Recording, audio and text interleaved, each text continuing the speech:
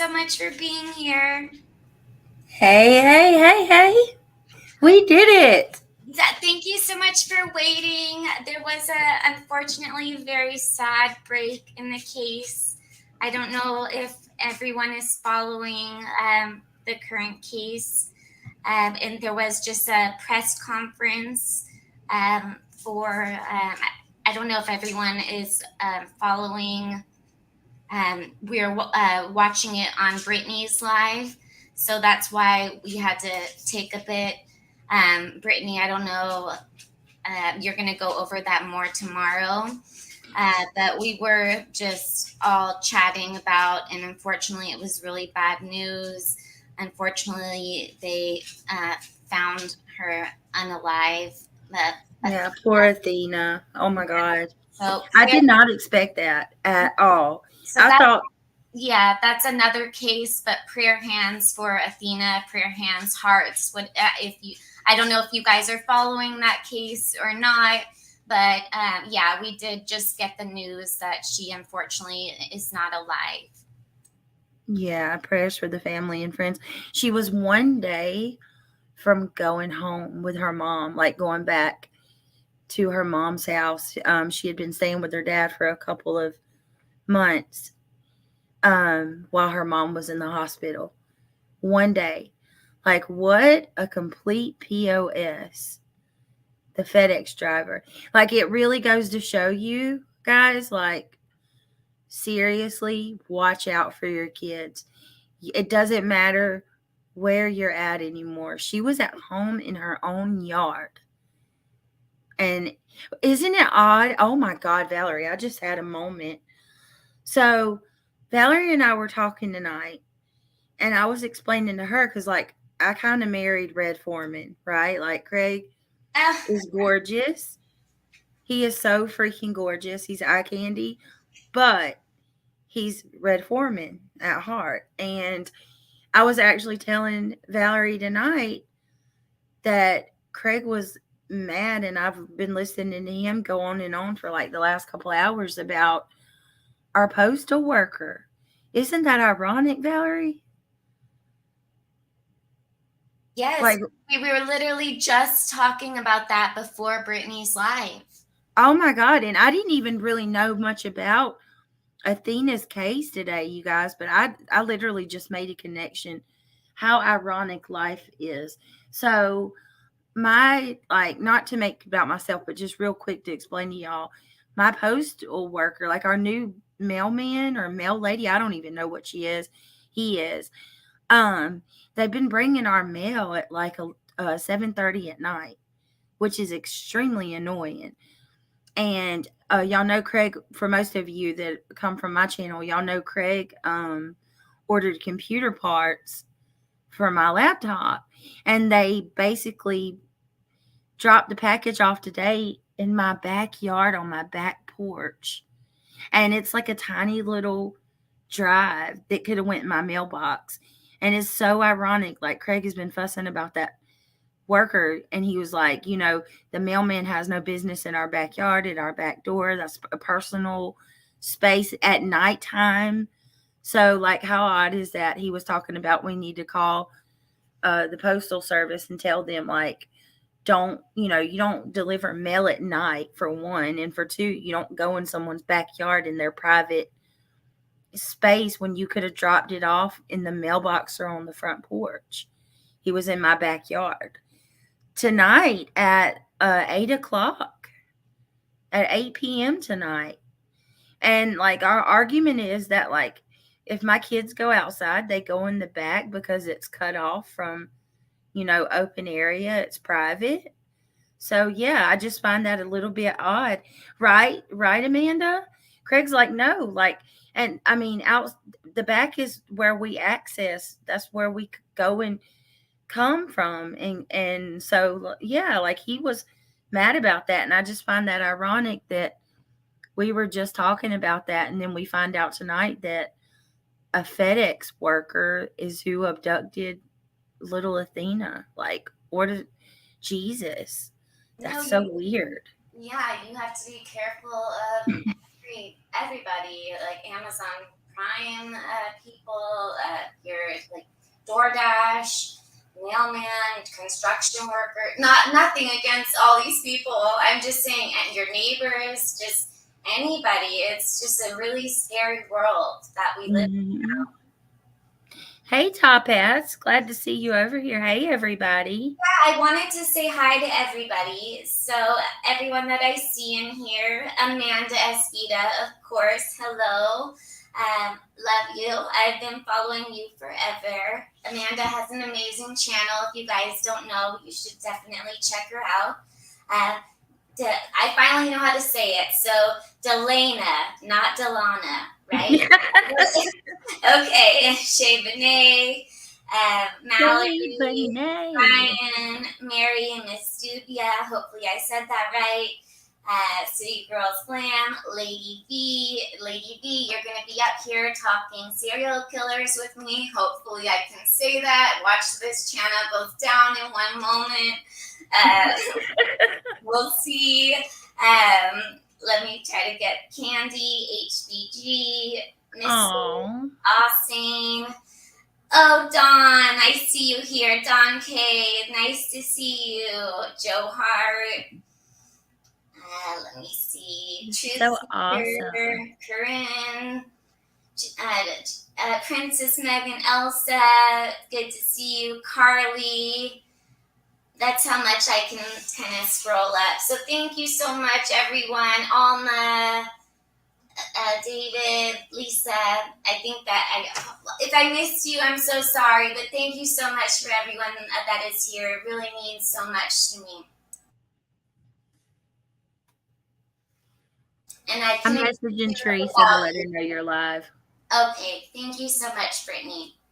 I said, And want to come hang with us? Come on, T. I'm summoning you. I wanted you guys to know, so I am, again, this is the first time I'm really using StreamYards, so I'm just learning how to highlight comments, so I don't really know how to take down a comment yet, so your comment may be up there for 30 minutes or so. So I still... Girl, all you got to do is click on it. Okay, all right. So this will be a learning experience. So you click on it to highlight it. All right, let's see. And then you click on it again to take it off. Let me find a comment that I want to highlight. And hey, Amanda Vita, good to see you, beautiful lady. I'm so glad to see you. I actually had to message Amanda, was it yesterday, to make sure she was still alive because I was missing her. I hadn't seen her. I love her. Okay, I'm looking for a comment. Okay, I'm gonna highlight. Lady V said, do mine. Oh, I already got this one from Muffy because I didn't say hi to you, Muffy. Hello, Muffy. Good to see you always. Hey, beautiful Muffy. So just hide it now. Just click on it again. In the chat, you click on it again, and then it'll go away. Let me see. Or click on anybody's comment. Any random comment, and it'll go away. Okay, I'm looking at the different one. I'm trying to find hers so I could do it that same way. Let's see. Okay. And then if you want it to go away, just click on, yeah, there you Got go. it. Okay, test. All right. Now I just have to figure out how to open panel and all of that. So again, that's going to be easy too. Oh, so you're going to click invite. You're going to highlight it, like paste it or whatever to give you the option to copy it. Amanda is probably laughing so much right now. I just know it. She's like laughing watching this. But okay, invite. Yeah, you see. Okay. The StreamYards, and then okay. So I'm not sure. And I could just put it in the chat. Drop it in your chat. Yep, that's it. So again, we're going to be thank you so much for the tutorial. And everyone, again, sorry that, again, this is my first time, so I've never used StreamYards, don't know how to do it. So this is really on the fly, just trying to learn as I go. Oh, Dawn, thank you for sharing it on your community tab. Thank you. Oh, that's so sweet. I've known Dawn a long time. She's a sweetheart. So again, we're going to be talking tonight about different scenarios, if this could possibly be a serial killer, different suspects in the case, going over different interviews as well, and just different theories. And I'm going to open up the panel because I like to hear other people's opinions and see what they think.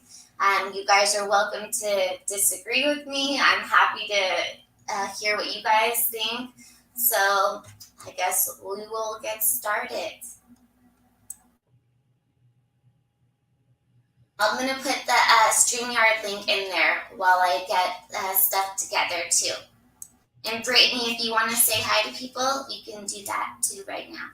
So, hey everybody.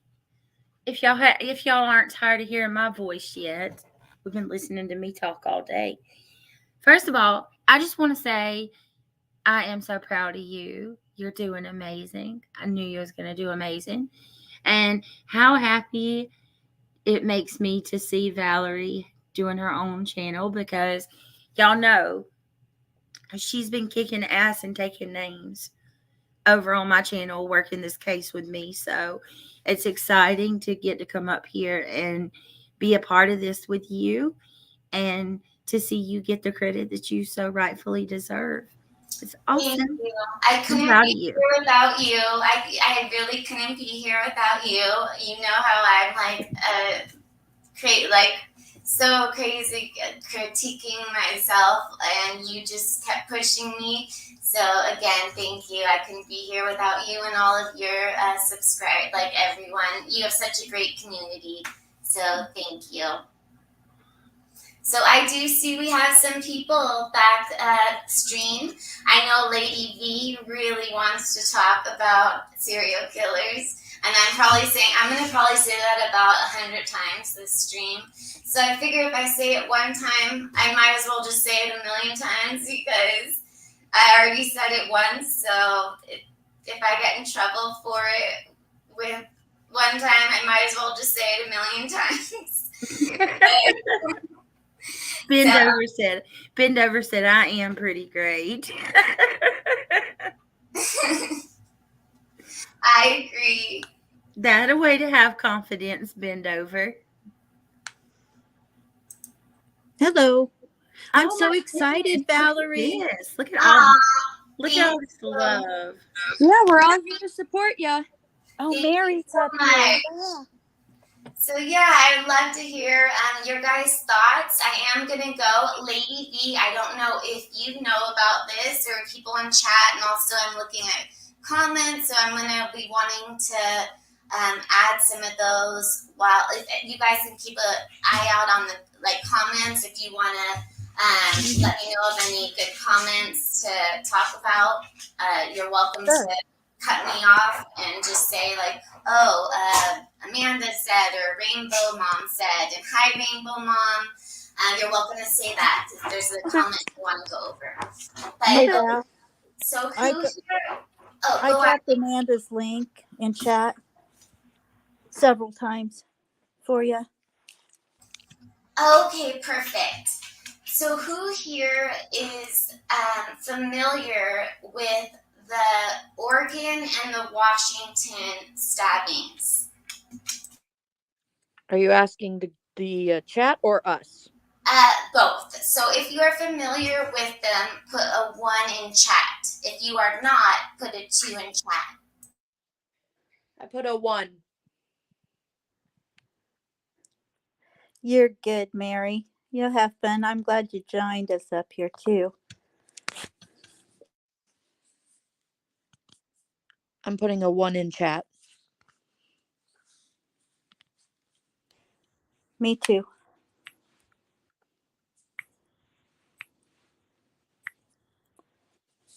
Okay, so I'm seeing a mixture of 1 and 2s. 1.5, a 3.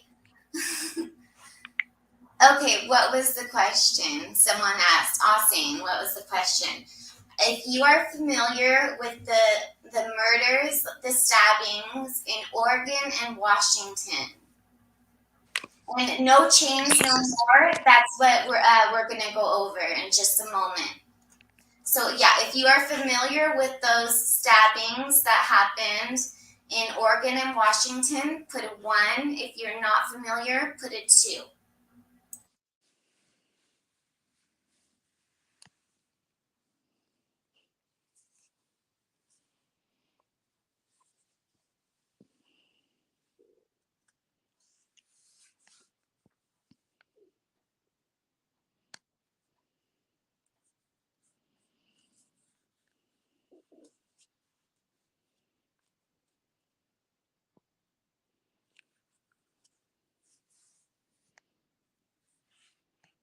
Okay, so I do see, like I said, we have a mixture of both. So I'm going to present my screen, and then, you said, I wanted to know what you guys know about them. So Mary, Mallory, and Lady V, and Brittany. What do you guys know about them as well? I don't know much. I mean, I know I read about the one that they think is connected to the Idaho 4. Well, that at least it was questioned whether it was due to someone coming in late at night and doing the killing. I think it was the Oregon one that I saw and read about, but I didn't know about the other one. Same here. And what I took away from what I had heard was that there was an interesting coincidence of the number 13 and the time of 3 a.m. with multiple stabbing situations in a fairly close area. Yes, so I'm going to pull all of that up. So just give me one moment while I do that. I have too many screens open because I was too excited. I have so much I want to share. So I have about 20 windows open. So I got to find the right one to share. Just give me one moment. You're good, hon. You're doing great, by the way.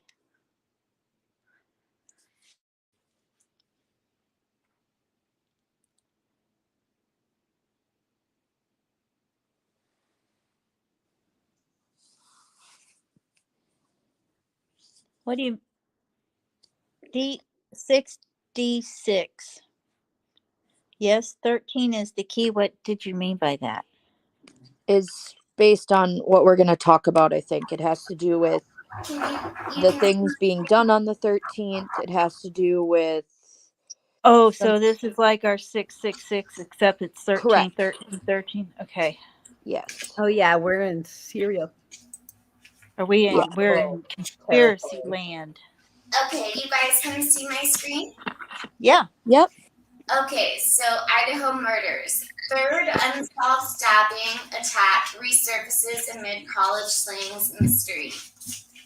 So investigators skipped Thanksgiving celebrations to continue their search for a suspect in the unsolved slaying of the University of Idaho students. A third unsolved stabbing in the Pacific Northwest has resurfaced with eerie similarities. So reporters at a news briefing Wednesday asked, and I've heard Moscow and Moscow, so I'm not 100% sure which is the correct one. You guys will let me know what you think. But Moscow police about the possible connection between the student slayings and the second unsolved stabbing, which left Travis Jutin dead and seriously injured, and his wife Jamilin in Oregon. Authorities say an intruder attacked the couple in their sleep around 3 a.m. on August 13th, 2021. Travis Jutin, 26, fought back but succumbed to his injuries. His wife, who is 26 now, survived with 19 stab wounds. So here's Ethan, Madison, Zana, and Kaylee. Here's Travis, and then here's the other victim, Sandra Ladd in Washington. So when asked police James Fry he said, and I can pull up that interview. I do have it somewhere in my million windows. Because they did ask if they're aware about these cases. And he said, we're looking at every avenue, and we have other agencies reaching out to us with other cases that we're going to follow up on. He said his offices knew about the case and was looking into it, but no official connection has been drawn between the two cases. So the following morning, the Idaho Tribune reported that a third nearby attack shared similar characteristics. This is with Sandra Ladd. She was found dead in her home in Washington on June 14th. Her death was ruled a homicide after the medical examiner found multiple stab wounds in her torso. And the two attacks happened 14 months apart, within 70 miles of one another. The University of Students Idaho, Ethan Chapin, 20, Zana Knodel, 20, Madison Mogan, 21, and Kaylee Gonzalez, 21, were stabbed to death in their sleep on November 13th between 3 a.m. and 4 a.m. in a rental house just off campus. Like the attack on the Jutons, the incident happened between 3 a.m. and 4 a.m. on the 13th of the month. Details about the timing of Ladd's death were not immediately clear. Her body was discovered at 4:30 p.m. In all three cases, no suspect has been identified. Aaron Snell, the communications director for the Idaho State Police, told Fox News Digital Thursday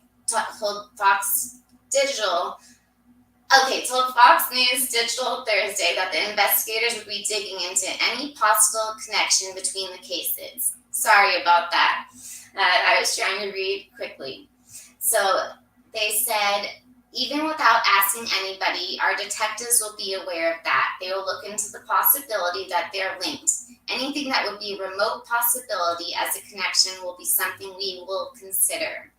They have not ruled out any idea or concept that it was way too early to say definitely whether any of the three cases shared a connection. So again, we know that the two other roommates were in the home. Here's I'm just scrolling quickly, and then I'll go over it with you guys more slowly after, just to get this information out more quickly. So the police have said they believe the students were targeted, but then they declined to elaborate. But now they're going back and saying that they don't think it was targeted. Then they're saying the house was targeted. So I'll talk about that more as well. They've also said that they believe Kaylee had a stalker. So I'll go into that more as well. And there was a little bit more information that I wanted to go over with Travis's mom. And let me get one other article with Sandra Ladd. 5 facts you need to know. So this is the woman that was in Washington.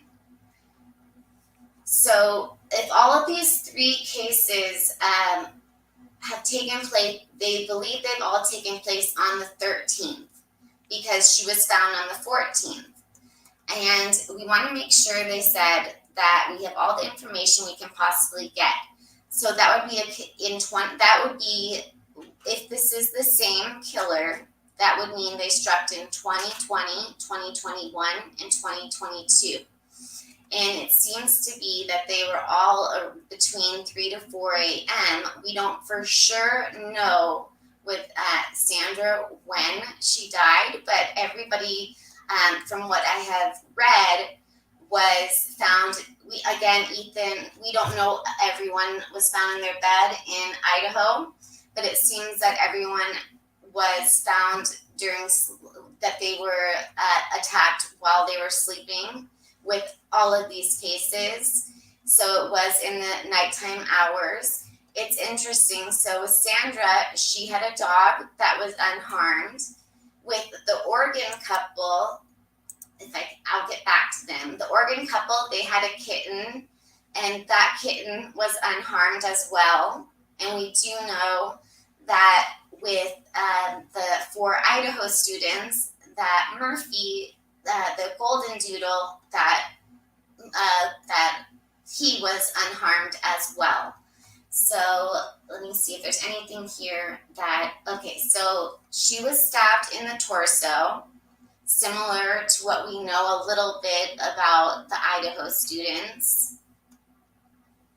She worked with the school district for years, and I find that, Valerie, yes, Alyssa Goose wants to know if they mentioned what kind of knife was used in each of those attacks. that one, I believed they said, I'm going to have to look, let me see if it says.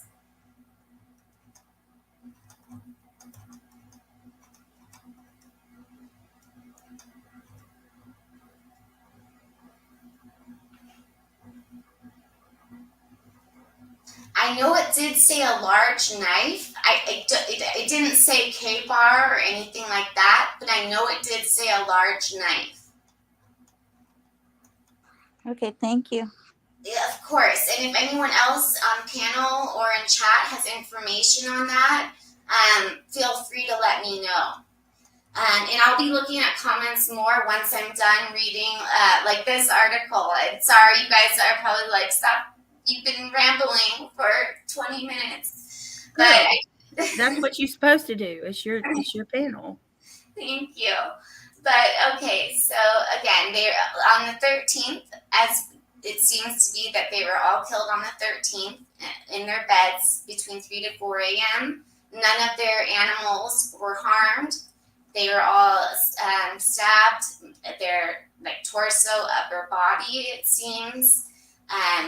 And there was no weapon found in these as well. So she worked in the school district, which I think is a little interesting because they were in the sorority and the fraternity, which has to do with the school district. And let me see if there's anything else with her that I wanted to bring up. So she's a 5-hour and 42-minute drive from Idaho.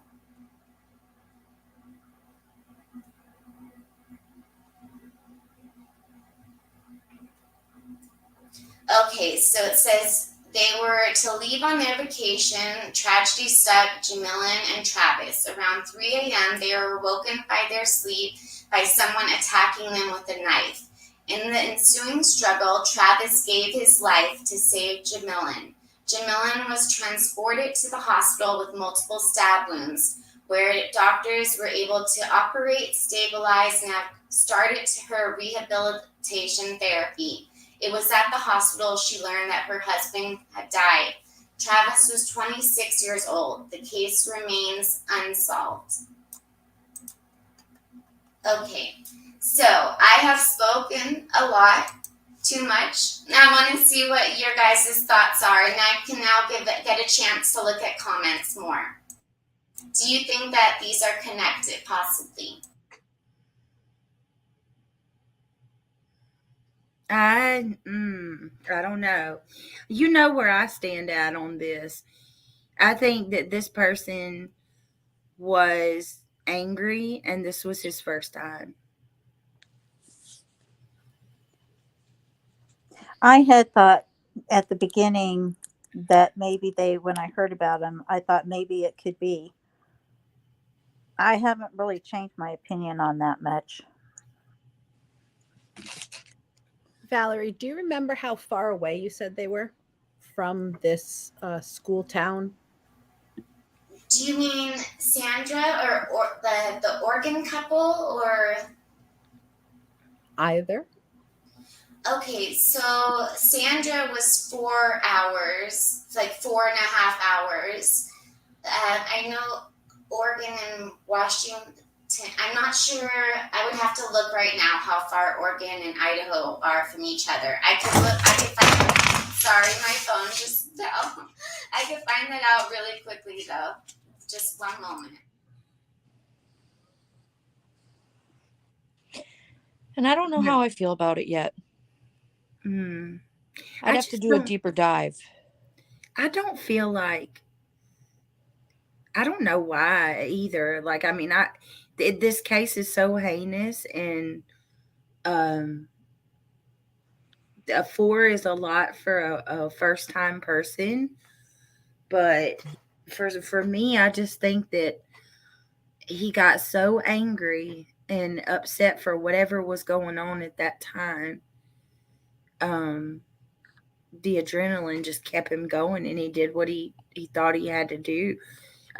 With I think it's very targeted, and the other ones were just so happened to be wrong place at the wrong time, and they caught the other. And that's not to say that I don't think that this person maybe is relishing a bit in this. Like, I do think he's enjoying the fame from it all. Mm-hmm. But I think this is his first time.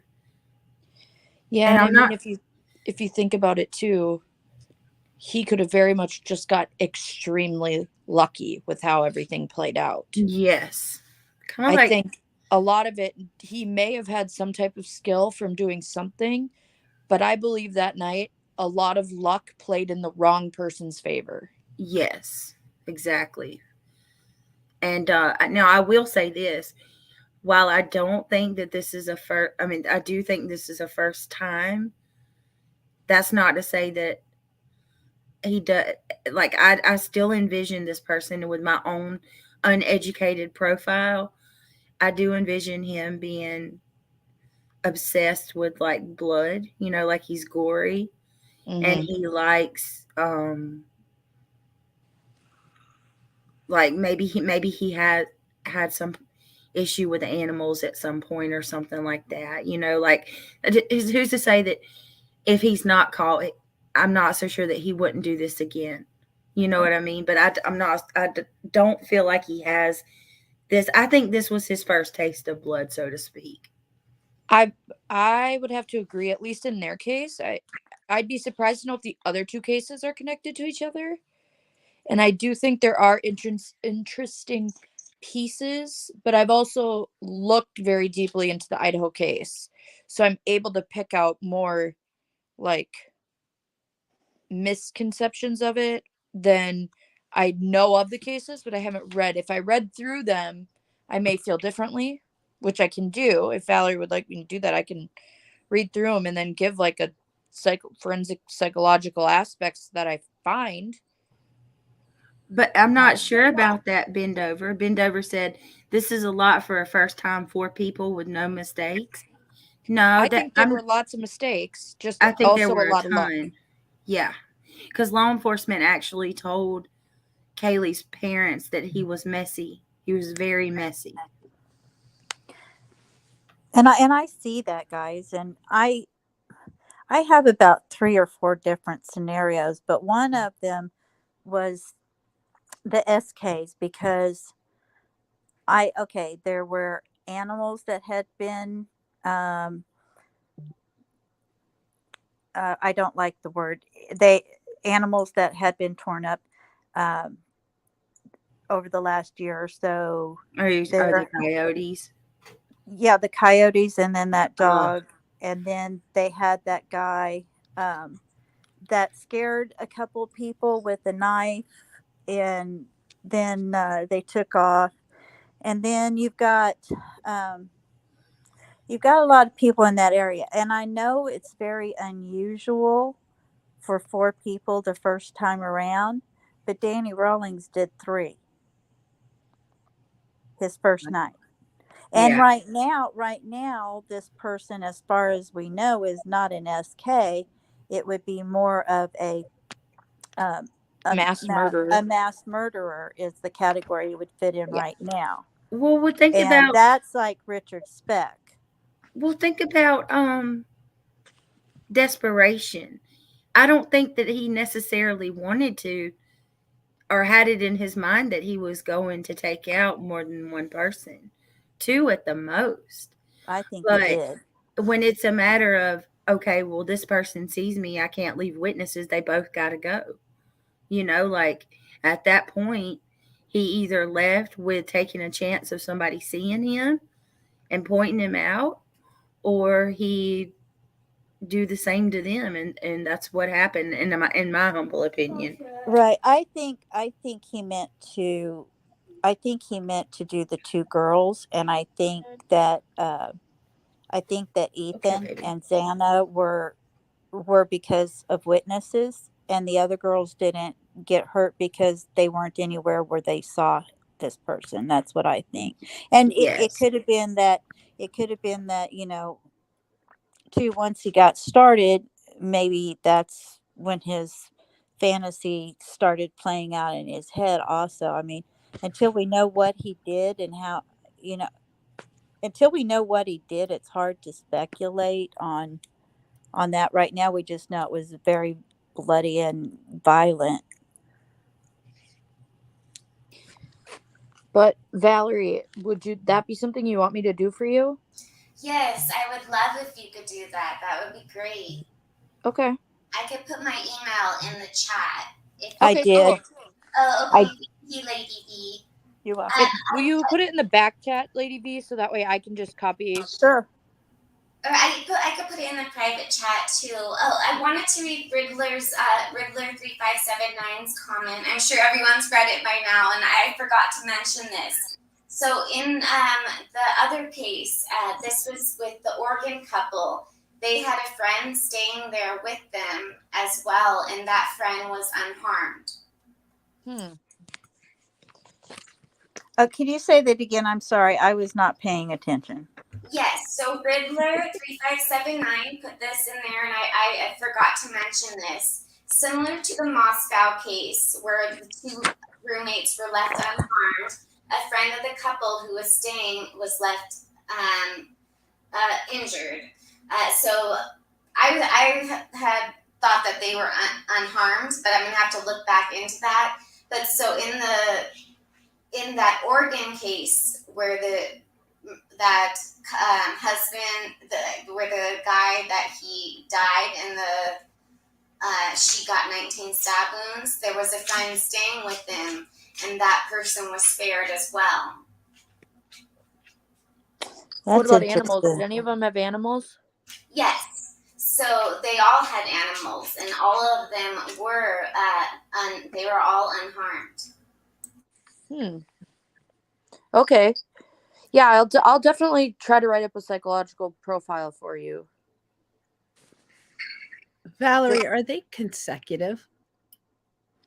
Did it happen one after another? Was it like one with a break in between and then the next one, or?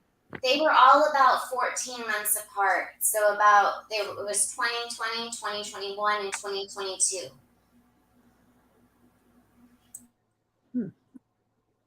And so I just want everyone to know in chat, I'm not saying like I believe this was 100% a serial killer. I'm just trying to explore all options, like all possibilities, because I haven't really seen this really explored much yet on YouTube. So that's why I wanted to look into other possibilities possibly. But that's not, listen, if I were to go with my first guess, I'm not going to say, oh, I believe this is definitely the work of a serial killer, but it's something that I thought would be good to look into.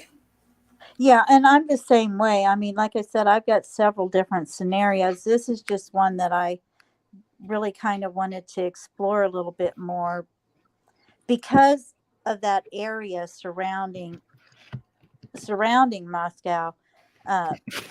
There have been so many SKs that have been produced in that area.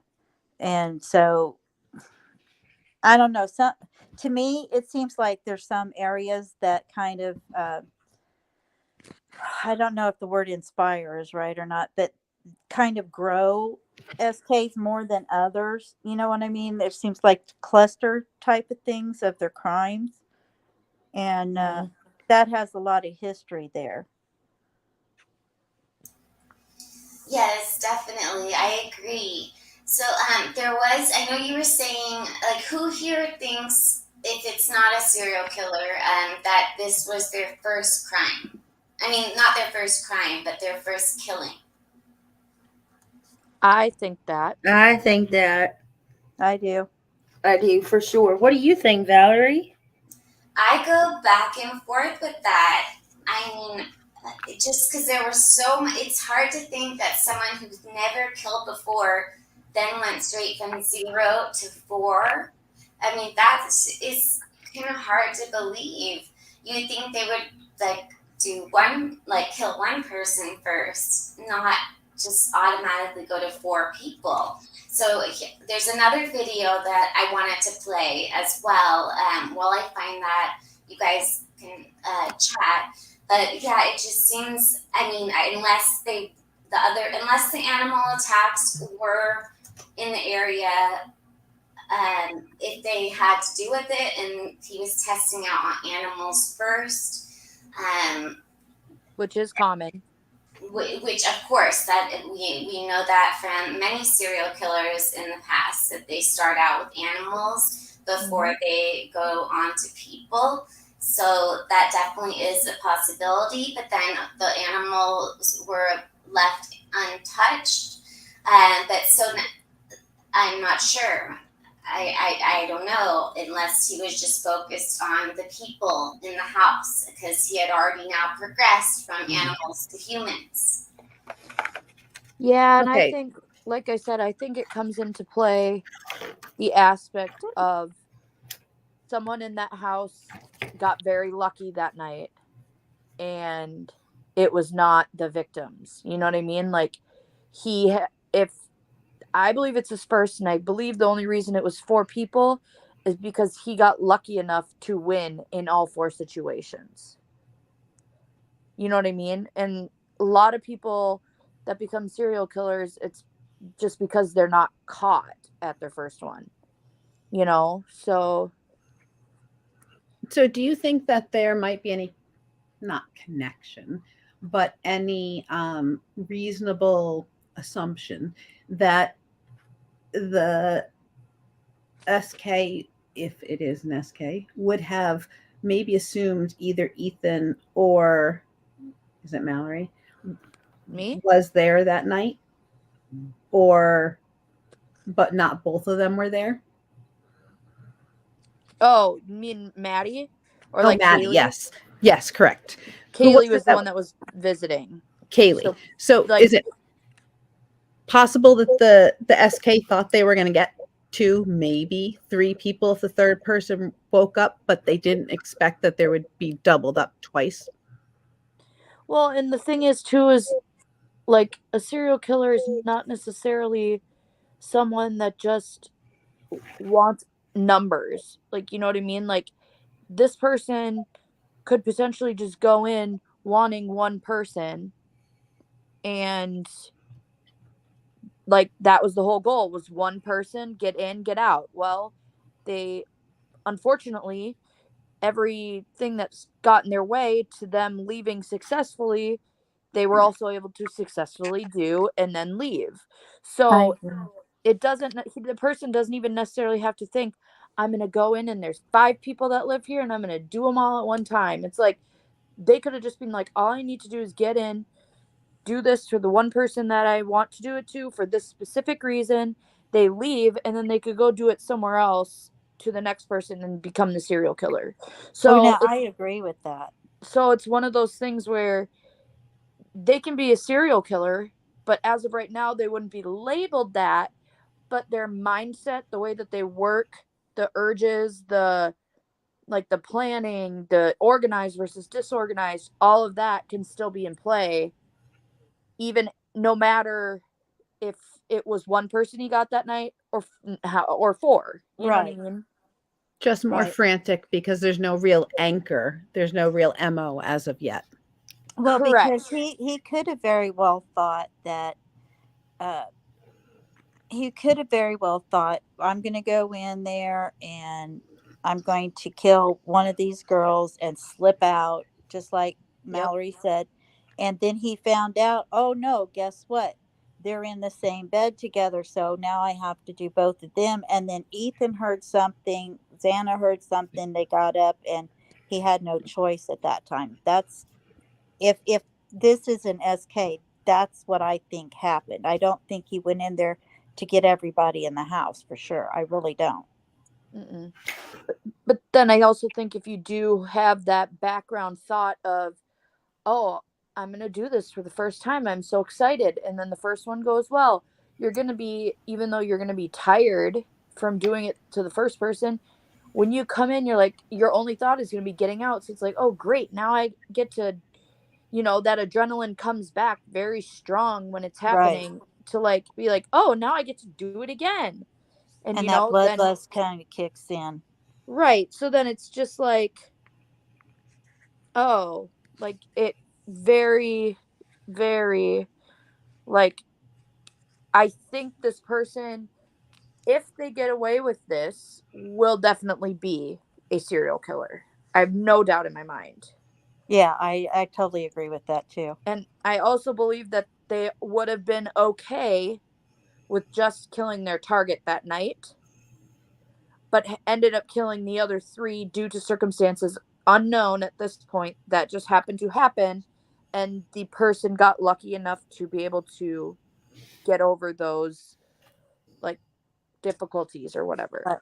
Well, it's just like Danny Rowling. I don't think he went in that house to unalive everybody there either. I think he went in that house because the woman he just was obsessed with and wanted to do her, and then the bloodlust just took over and he just jumped on in to everything. You know what I mean? Mm-hmm. So, yeah, I mean Richard Speck, he's not an SK. He's a mass murderer, but he would have been an SK had he not been caught, in my opinion. Yeah. What about everyone else? Yeah, what is everybody in chat thinking? There's a lot of good comments that I've been highlighting. Someone said Zodiac's back. It could also be a copycat because this reminds me of so many different, like, part of it, like with the blood on the walls, reminds me of like with the Manson family. Then I also it's like so many different cases in one. It really just seems like a bunch of different cases in one. And then like with all of the rage, it seems like with like Tristan Bailey, then like there's just, I'm trying to think of all the different cases that we've mentioned. Oh, like it also reminds me like with Nicole Simpson, with the rage, and how she was nearly decapitated. So much of it just reminds me of, and also this reminded me of the Manson family too, how they said now they're thinking the house was a target. So I don't know how many people have followed like Sharon Tate's killing and everyone that died in the house there. Mm-hmm. But so one of the theories there was that the house was a target and that Charles Manson had said, kill everybody at the house. And so that it wasn't so much that, but some people think it was because of the previous tenant, Terry Melcher. So it could have been maybe they were looking for the previous tenant or if it was just the house being the target. So there are different avenues. It just reminds me of a lot of different cases. Yeah, I see that. Yeah, I agree with you on that, Val, too. I mean, my mind keeps jumping back and forth all around to different ones, too. I saw how many people here think that it's just one killer and how many people think it's 2 or more. I personally think it's 1. 1 for me. 1. I'm a pretty definite 1 too. What about you, Britt?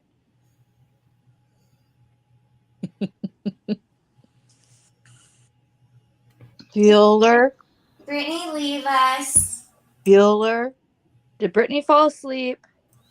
Oh no. She Brittany. did, Brittany. No, I'm here. I'm here with you. Guys, is Amanda in chat? Amanda Vita's still here? I don't know why. What's up? Because I want to know. So Amanda is one of the channels that I have followed since Watts. Mm-hmm. And she hasn't been around for this one. I haven't seen Amanda anywhere. I don't see her in chat, by the I'm way. very, very curious what Amanda's theories are on this one. And I'd love to know. She was in the chat right when we started. I think she was just here to like show support in the beginning. I don't know if she's I've been stayed. keeping up with CDT and Kelly, and their channel's they're covering it. I don't know. I'd like to know what Amanda think if she's here, or if you hear the replay, message me and let me know what you think about all this. So no one thinks that the fraternity party or the sororities are connected. That's one of my theories too. I wonder if Jack being kicked out has anything to do with what's happening. I'd like to know what role Ethan played in the fraternity. Mm-hmm. And two, we have to remember, okay, these guys were legacy. If I remember correctly, they were legacy, which means that one of their parents went there before. So when that happens, they're automatically in. And then Which you have means they're not vetted. What? Right. Which means they're not vetted. They can't, I mean, they could turn them away, but they rarely turn Right. them away.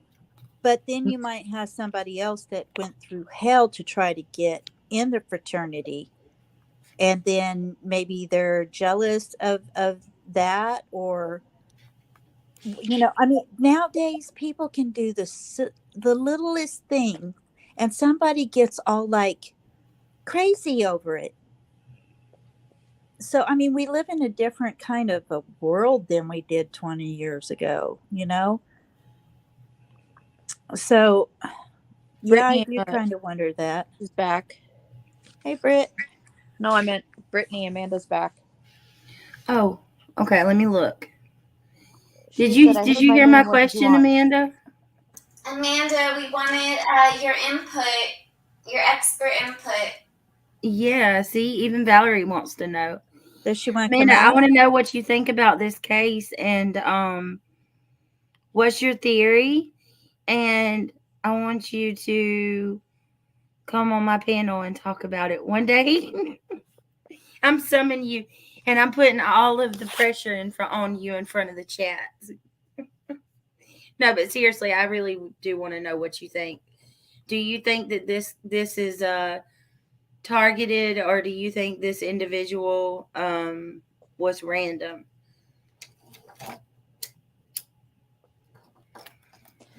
And then, Valerie, do you have Oh, she said drop the link for her, Valerie.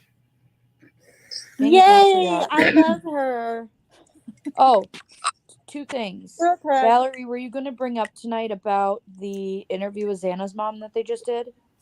Oh, I could share that too. I was gonna, I'll play that, and then Okay. I need to get that. If someone could put that in Yeah, I'll see if I can find it. yeah, And then, also also, for Amanda. yeah. Also, did you guys see that it was the school's, the campus safety people that picked them up and brought them home? I did not see that. Yeah, so supposedly, the school came out and said that they have like, it's like sober cabs, but just for students. And you can just like text a number and they will come get you for like free, and it's part of the campus. Why did that take us 2 weeks to find out then? I honestly think that the police probably just didn't understand exactly what it was. You know what I mean? But I just thought that was interesting because they've already cleared the person, but that it was some type of like on campus thing. Not through the college though, right? I believe it's through the through the college. There's like it's like how they have like the on-campus security. They have like an on-campus get home safe program of some type. I'd be interested to know if that was put on by the campus security, or if the person who brought them back was actually a pledge from Oh yeah, they say One. everyone in chat is saying through the sorority. Right. So then it wouldn't be sanctioned by the school, which is why it would take us so long, I'm guessing, to find out Okay. this information. So is that what they're saying in chat? Is that they think it might be a sorority? Yeah, it's like a designated driver that you can get through the sorority. Okay. I hadn't heard anyone else talk about it, so I just want to mention it doesn't mean anything. It just answers a question because they already talked to the person, they're cleared. So, but that was all. Sorry for No, makes sense interrupting. to me. Don't apologize. Okay, I'm gonna play this real quick. And Brittany, so do I need to pause it every few minutes to not get a strike? Yeah, I would, just to be on the safe side, but to be honest with you, here the last like forever I've played it. I've been fine, but yeah, just pause it every little so often and Okay. talk. All right. Thank you. Jonathan. Oh, and if you guys could hit a 1 in chat just to let me know that you hear it. Let's bring in former FBI Special Agent and Navy SEAL Jonathan Gilliam. Jonathan, good morning to you. The headline today really is that there isn't one. 2 weeks in and there is no information on who committed this crime. Are there any details that you're honing in on as you follow this case? Can you turn it up, Val? I do think there's important things that the public should be informed of so they can kind of get an idea of what they should be looking for. And first of all, let me just say this. I've been very critical of this police department, the way they first handled these things. But I have to tell you, I don't... Is that better? Perfect, hun. That's great. Yeah. Okay, perfect. blame them at all for not telling... Jonathan Gilliam. Jonathan, good morning to you. The headline today really is that there isn't one. 2 weeks in and there is no information on who committed this crime. Are there any details that you're honing in on as you follow this case? Well, I do think there's important things that the public should be informed of so they can kind of get an idea of what they should be looking for. And first of all, let me just say this. I've been very critical of this police department, the way they first handled these things. But I have to tell you, I don't blame them at all for not telling the families anything else, because ever since this occurred, the family members have been on podcasts, they've been on newscasts, and law enforcement is automatically going to pull back on the information that they provide if that occurs. So I don't blame them for that. But what I do think that they should be doing, and they're probably not going to because they don't want to, they think that they're going to inflame the situation of people being nervous if they do this. But people have to understand about what occurred on that night and the type of person that would do this. Now, I've heard some analysts saying things that are just soundbite related. One analyst on another network said that it was probably a female or a same-sex argument or something that inflamed it, as though he was wanting to make it an exclusive or all-inclusive type of thing. I don't think that's the case. I'm pretty sure that this was a young male, somebody who could get into the house and get out in that neighborhood without being seen. I don't think it was two people, because the more people you have going into that house, the more likely that it is that they were going to be seen. So I think it's one male, young enough to have been in that neighborhood. I think the potential is that they entered from the second floor because the first floor was never disturbed.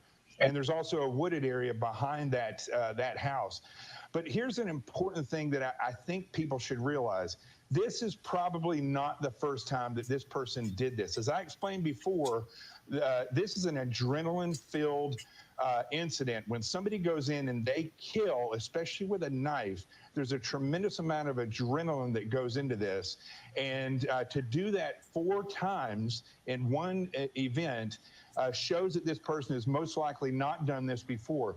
So people need to realize this individual is probably odd. He's probably shown some type of behavior that people think is strange or menacing when they're close to them.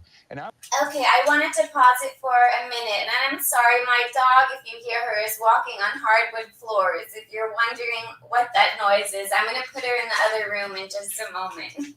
But her nails, it's not Lady V filing her nails. It's my dog walking on the hardwood floors. Are you sure? Oh, maybe you're doing that too. It might you can No. you can blame my dog this time though, so you'll get away with it. Oh, great. I can't even hear your dog. Oh, she's walking in the background. But so far, what I got out of that is he said that, and I just wanted to pause it so we can pause it every couple minutes. So he said he believes it's a young male, just one person, and he didn't believe it was a female. You guys got all that? Yep. Yeah. Did Amanda make it up here yet?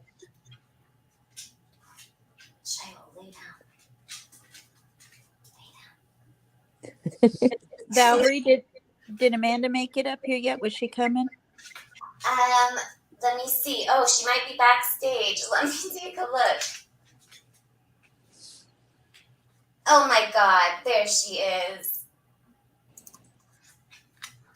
Amanda, you've been waiting and you're there. Oh no. So I can only have 6. So either someone needs to come down for me to have Liza up, or I Feel free to send me down, Valerie. don't know who said that. That was Mary. Are you sure? Absolutely. I will listen on the other end. But you know all about the different, I don't feel bad to have someone go down. I need to, I'm going to get the StreamYards with the one where you can get 10 people. I just, for this first time, I didn't do that. I really won't be long if they want to wait. I was just gonna, because I've been following a little bit, but I haven't been following completely where I could hold a very long conversation. And then also my guess is going to be completely uneducated on the case. There's probably going to be people in the comments like, Amanda, you didn't know this? But yeah, I don't know.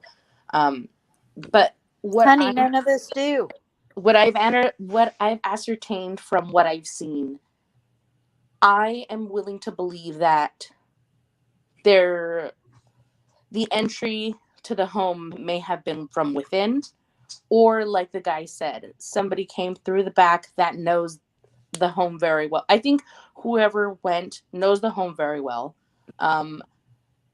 They know the people in the home very well, and I think it is a crime of passion. I think there was a target, obviously, and then casualties to this same target because there's people around. But I'm not convinced that it's outside of the home. And I'm also not convinced that it's not within a family. So there's a few people that I have in mind, but the whole Jack and Jake thing really gets me. I think there's 3 Jacks, Jack, and Jake. That really gets me. That confuses the crap out of me. But everything else I think I've grasped on, and I want to say that I think this person is going to be really close, and I don't think they will get away with it for long, because there's going to be DNA evidence. There's a lot of blood, and one of those DNA matches is going to be the killer's, because you do not get through a stabbing like that without residual cuts from the knife. There's so much slippage. They had to have been wearing some type of glove, or else they would have left fingerprints, and then we could expect those. So I agree with you on that I believe they were wearing, and K-Bar knives, you can buy a K-Bar glove. So I think they had both. I think so too. Especially if they knew what they were planning, even if it wasn't everybody. Yeah. I mean, because that could happen with just one. I think I have the same questions as everybody else as well. How could the 2 roommates not have heard anything? What's the real story of the 911 call? I had heard that somebody had passed out front, and that's why they were called, and they passed out because of what they saw, but it wasn't the roommates who called. And then I've heard that it was a 3rd roommate that hasn't been mentioned. Is there a definitive story yet? I know that Brian Enton posted that the police, someone had talked to the 6th roommate, and she's on the lease, but she never moved in for this semester. She moved out before the semester. So she was not living there during the semester, but was still on the lease.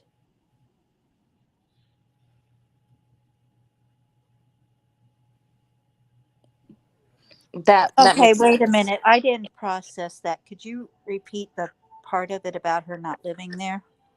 Okay, so she moved out right before this semester started and has not lived there the whole semester so far. Kaylee? No, the sixth roommate. Oh, okay. So she did not live there in these last few months. And they've talked to her. She wasn't anywhere near. She was cleared pretty much. I mean, I don't think she's even in the area. So, and like I said, she moved out months before any of this happened. So, Is the whole house rented as once, or are people coming and going throughout the year in the usual setting? Does anyone know? Did they all rent it like as a? I had heard it was this sixth roommate was a June. I think they said something like the rental was in June maybe, and they hadn't come back at for the semester, like you're saying. for the fall semester, yeah. So did they all rent it as a group, or? I don't think so. I think it was rooms, but I think they were able to like figure out. Well, no, it would have to be rented all as one because there's Venmo transactions of the other girls sending like rent to Maddie. Yeah, so I'm sure, like, say, I think it was like 2,500 or something a month, so they all split it up between them. Yeah.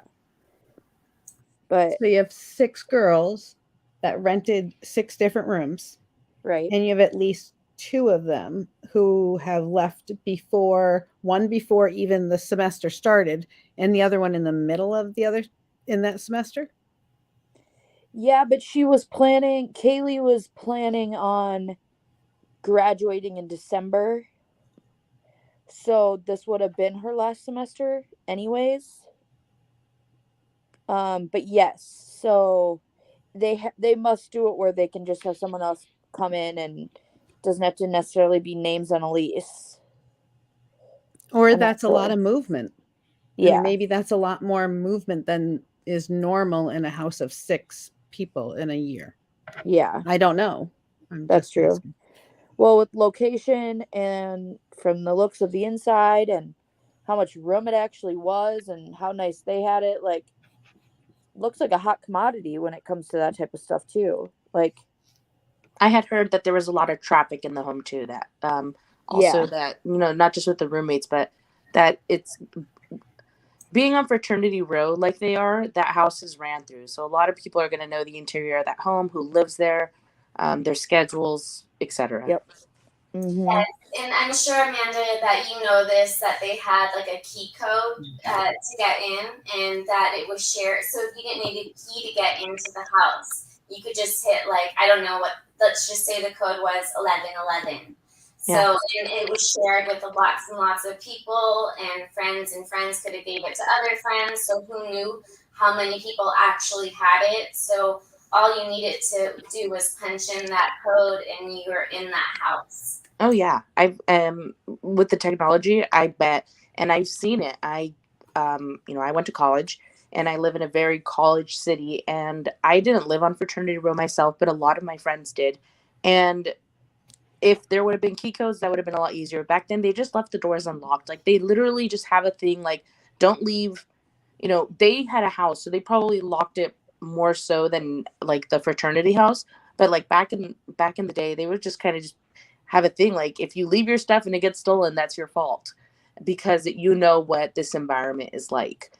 They know where they live, and obviously, like I said, that's a house. They're probably going to keep it locked up a little bit more. But that key code, I bet you at least 50 people know it easily. Oh, I'm sure it's way more than 50. I was thinking it's in the hundreds. Hey, Valerie, can I answer a question from the chat real quick? Oh, of course. Cut me, say whatever you want. Oh, no. You want. Oh, no, that's... You want me to whose comment? I'll highlight it. Well, you already did. It was from Enlightened Being, and they said that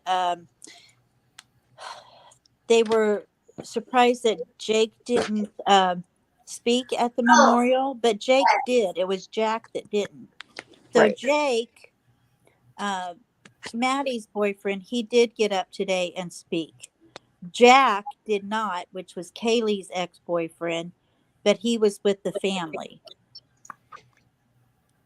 And I do have video of Jake's speech. I know Brittany was trying to find it earlier. I found video of it. That's all I wanted to say. I just wanted to, because all the Jakes and Jacks and all of this stuff, it gets very confusing. So, what are your thoughts on?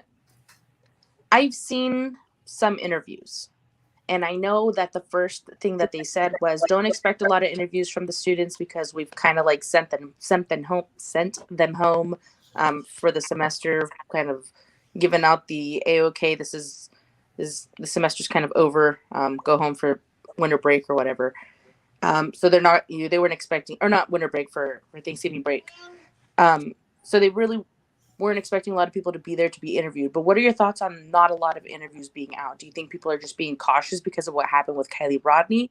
Or do you find it suspicious that they're not really giving, more? There's a lot of people involved. Yeah, It's very quiet. It was reminding me, I mentioned that on Brittany's channel earlier, that it's a lot like Kylie Rodney, where, I'm going to play Kaylee's dad's interview, because he mentions about alcohol and drugs, and he doesn't want that to get in the way of people speaking and partying. He doesn't want that to make it so people don't talk or people to be afraid. Have you seen that interview, Amanda? It's the newest interview from Kaylee's dad. No, the newest thing I've seen with Kaylee's dad was a speech, and I don't remember hearing that. Okay, I thought, okay, did I make a mistake here? If I did, I'll eat my words. I don't mind eating my words. I like to be right in whatever we say. So somebody, oh my gosh, where'd it go? So somebody in chat said that Jack did not speak, and Jack was not standing with the family. Who was holding one of the ladies then? I thought that was Jack. That picture was Jack. I thought so. I just don't know if he stayed standing up there while they were speaking. I know he was standing up there at one point. I don't know if he stood up there the whole time. Okay. I had heard concerns over, Zana's family wasn't at the speech because I guess her services were today. So they were obviously not in town for the speech yesterday. But I had heard people say, they questioned why Ethan's family didn't mention her. Do you guys find that odd? No. I do a little bit. I wonder if his family is getting the same amount of information as the other families. But more on like the aspect of his brother has come out and made statements about Zana afterwards. So his brother came out, I think he did it on Reddit. And he did it like as a confirmed person on Reddit, and was writing about how like she was shy, but she had the biggest heart. She played with our kids like the greatest. She was one of the kindest, nicest people. Her and Ethan had all these inside jokes, and their relationship was just so beautiful. And they played with the kid. Played trains for hours on end, and she just is such a good person. And like they wrote that out, and they're like, because no one could be there for Zana that day or whatever. That was really sweet too. I find it weird. I feel like the way the parents said it and not mentioning her at all. I don't know if it's just more of a. I mean, even if Zana wasn't the target, he was there because of Zana. So if Xana's not the target, and Ethan's not the target, he was still with Zana at the house. So I think there could be some. What you're saying, that he wouldn't have been at the house if he wasn't. Resentment of some sort. I get what you're saying. And it So, could be that, or they're just so deep in their grief I mean, it could be either one. Well, and if they're so deep in their grief, but not only that, but like it's not like their families were close. Like if you think of like Kaylee's family with Maddie's family, they've been friends since the 6th grade. Right. So their families have been intertwined in the aspect of we can call there, we can call here, we can call that, where, and they were all like closely intertwined where the siblings of Kaylee will talk to the siblings of Maddie and like, or not Maddie, but you know what I mean? Like different people can all be talking together because they've known each other for so many years. Versus just like Zana and Ethan are dating. Yeah, I'm sure the families have met each other, but it's not like they have that same close knit, relationship.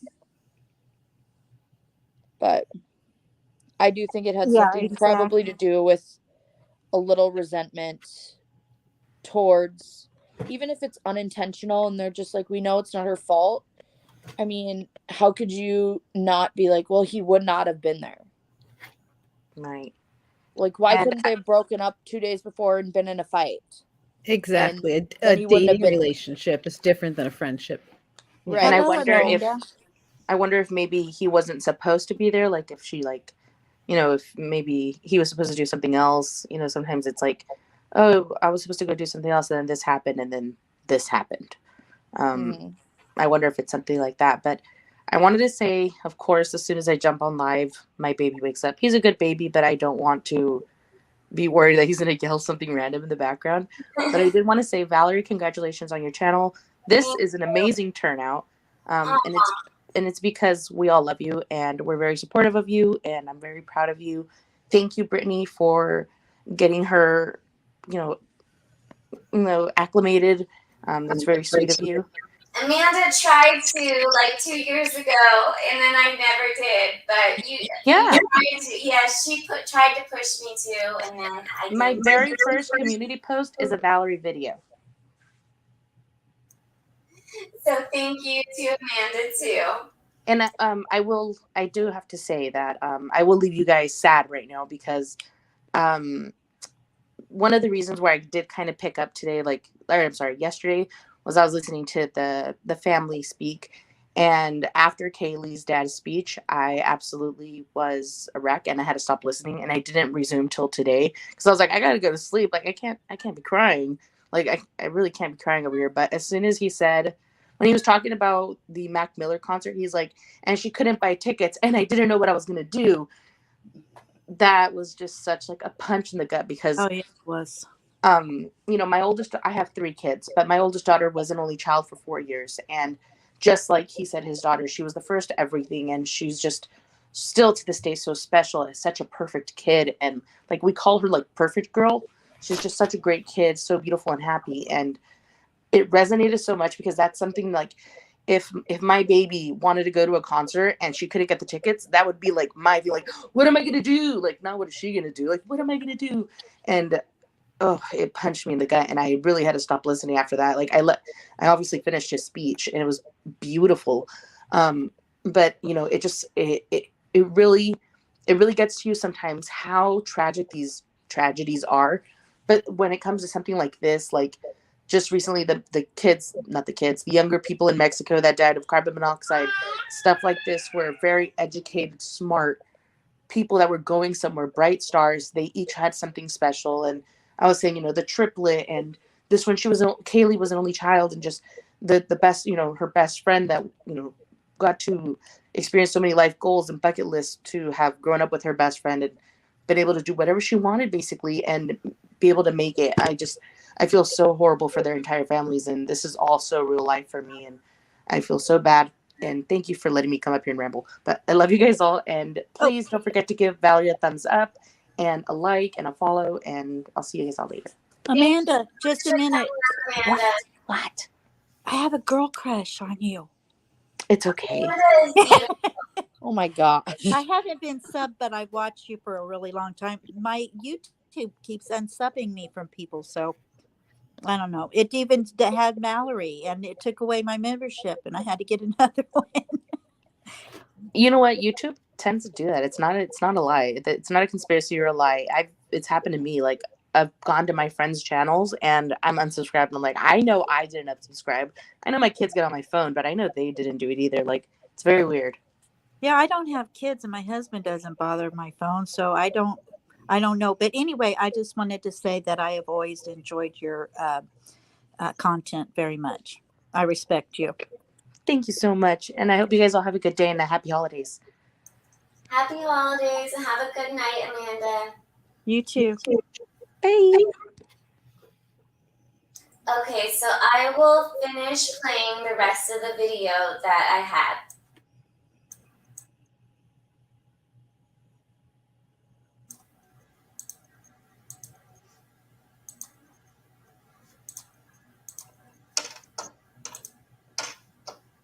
I would advise people if they know someone like this, or if they saw something between the hours. Wait, first, can everybody hear it? Yeah, if you could just turn it up a little more. Okay, I think it's at the maximum volume. Yeah, I'm sorry, it's the maximum. Oh no, you're good, hon. I just thought if it was a little louder, that'd be great. But it's fine. Okay. Of 3 o'clock and 7 o'clock when the sun came up on the 13th of November, that they should call law enforcement and just say, this is what I saw and this is where I saw it. Would you go so far as to say that this individual is a serial killer?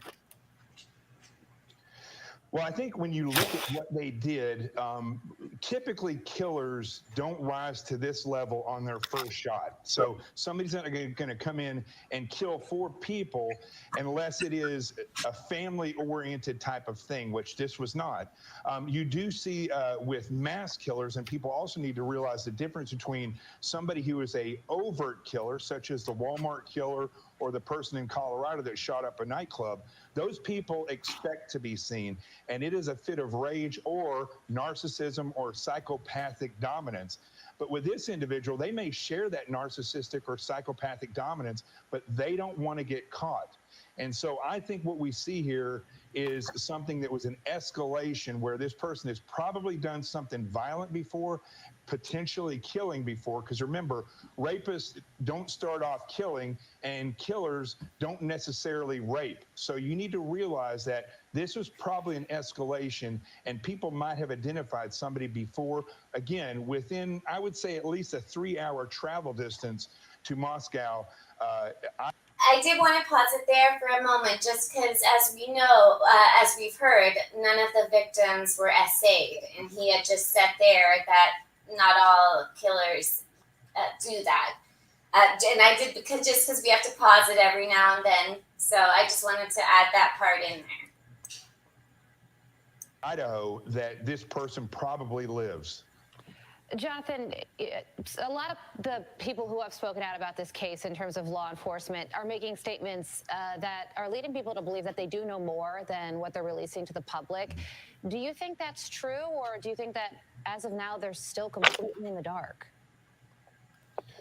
I think law enforcement knows what they know, and they could be telling us less because things have quickly gotten out to the media, or it could just be the fact that this was such a saturated crime scene, and there were so many people there before that night and that morning when people actually called other people that came there before police even got there. I find that to be the oddest, strangest thing I've just about ever heard. So I think this situation, or this crime scene, is going to take time to filter out, because you got to remember, there's DNA everywhere, there's blood that was everywhere, so things are going to be tainted, and it takes a long time. I'd rather see the police take their time and diligently work their way through this than to succumb to peer pressure and tell people they just can't get to it, there's nothing to be worried about, or make something up. I'd rather see this diligent investigative process. Absolutely. If you had a child at the University of Idaho, would that child be back at class today following Thanksgiving break? I'd be very careful with that until they find out any more information, release any information. But I'll tell you one thing people can do. I think people should go and it's a $35 purchase at Amazon. It's a garage or excuse me, a driveway detector. It comes with one little thing that looks out with, I think it's IR, and then it has a monitor that goes off. People use them on their driveways all the time. You could put that at your front door, at the door of your bedroom, and you can have that thing in your room and be prepared. Have a bright flashlight, have something that's a blunt object. If you have a concealed weapons carry permit, get ready for that. And most important for people on fraternity and sorority row, don't go out and get wasted. Don't get wasted to the point where you pass out and you don't know what's going on when you get home until they, well, I wouldn't advise that at all, but especially until they catch who did this. Yeah, absolutely. And one of the things that we're learning about this area, great advice, by the way, there, is that this isn't, it's not New York City, you know, where you have crimes or cameras on every corner. It's a rural college town. And obviously this area is one where there are a lot of college homes, so there may not have been the Ring doorbell cameras in the area. So when you're, you know, police are desperate for as much information as possible. And there are some investigators who are saying that, you know, even if you have something that may not seem like a big deal, hand it in, because what might not be in that footage is just as important as what could be in the footage. So great advice, great analysis, Jonathan. Thank you so much for joining us.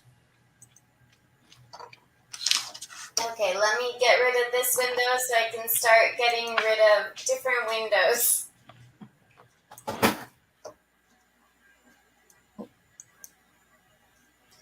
Okay, and let me add Liza, because she has been waiting. Hi, Liza. Hello, congratulations. Oh, thank you. And thank you for waiting. I'm sorry that you had to wait so long. I can only have 6 people up here until I upgrade to another package. Oh, so it's thank you. completely fine. Hi, everybody else. Oh, I was talking. I was muted. Hello, Lisa. Hello, Lady. So what do you think? You were in the back for so long. I'm sure you've got some thoughts.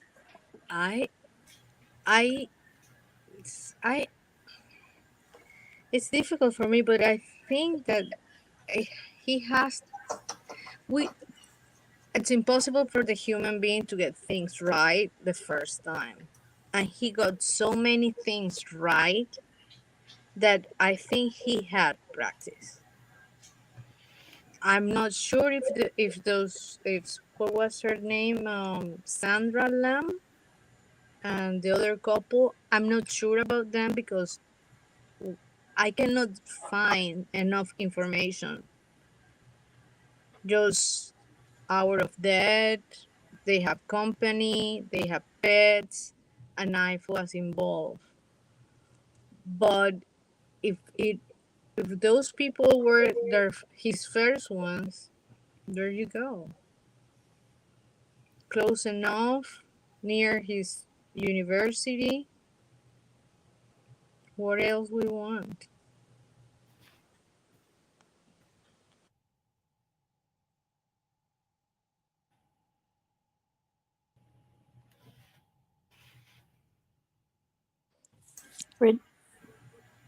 Everyone else there? Yeah, I was just getting ready to say, Brittany, Valerie. I'm here. Okay. All right. Yeah, hey, if I start talking when there's a silence, just interrupt me because I have real issues with just dead silence. I'll just start talking about whatever because that's what I do.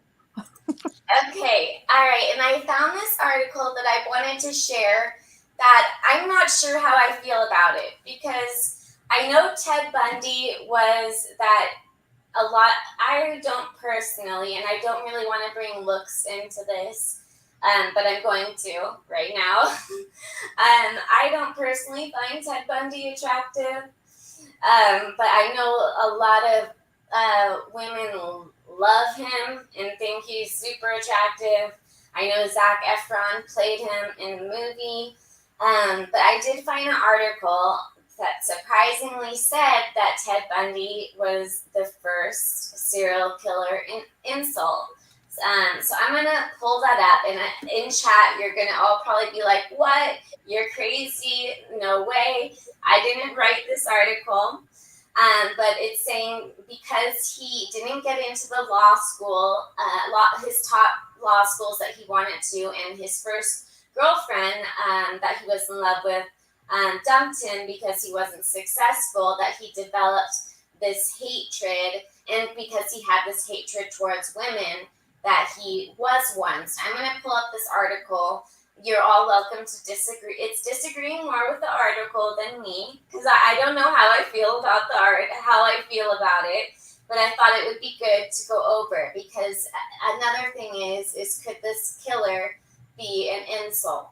So I'm going to play a couple of videos about if the killer could be an insult, and also go over the article as well.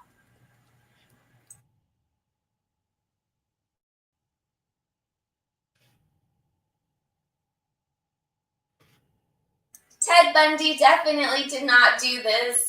Mama Bear said, I am almost 100% sure Ted Bundy did not do this. Yes, yes, I know Ted Bundy definitely didn't do this. So let me just get that article. Okay, that was funny.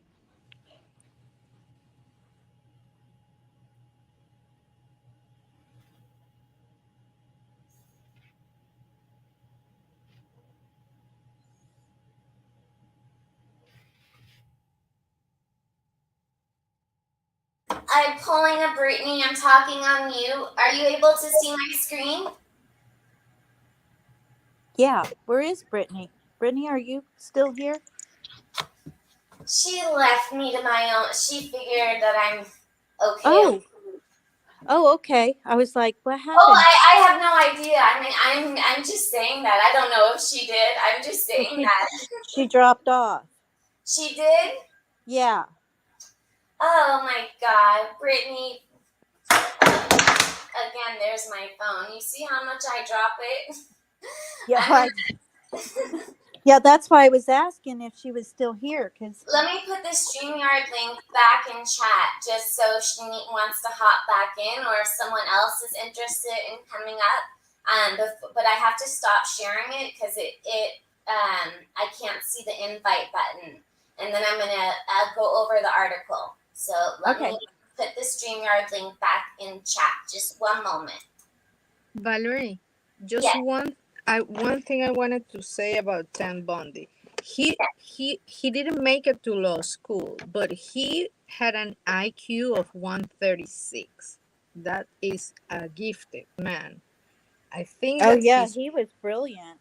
Yes, his problem is that he didn't believe in himself. He had self-doubt. Oh, and we can see a lot of my opinion, good looking man and a smart man, that if a woman think or feel that the man doesn't believe in himself, we will not engage. I can agree with that, Lisa. Yeah. I mean, but isn't that what an incel kind of is? In one respect, is that they don't have any, they second guess themselves, and they don't have very good self-esteem and stuff like that, because most of the time, now I've seen some that were very narcissistic as well, which is another story. But I think that's part of why they're an incel, is because of that. And you can be an incel in more ways than just not being, not ever having it. You know what I mean? Yeah. Yeah, but in some reason, in the author of the article was saying that it was because he didn't pass law school, and I went to law school in Spain, and any idiot can go to law school. Then that's why I don't think that was his problem. His problem was his personality. Yeah, and a lot of the traits that you mentioned are similar traits to a lot of different serial killers. So I don't see, if anyone, it's not just for Brittany, if other people are interested in possibly coming up, just let me know if you wanted to talk about different theories You're welcome to, as long as you're kind to everyone on panel and to chat. You are welcome to. Oh, I see NorCal Jim. Okay. Hello, NorCal Jim. How are you? Hey, everybody. Just want to jump on to help you practice. Thank you. You're doing great. Hey, NorCal. Hello. Okay, I so love that name, NorCal, NorCal, NorCal. It's just fun to say. Hey, NorCal. should we do a poll? Do you think Brittany's sleeping? I'm just kidding. I have Yes, no idea. I think she is. I think it's well-deserved sleep, probably. Oh yeah, she definitely deserves it. All right, so I'll again, I don't know how I feel about this article because again, Ted Bundy he got a lot of girls. Girls were in love with him, but he did have a hatred towards women. So it could be true. This article. So let me pull this up.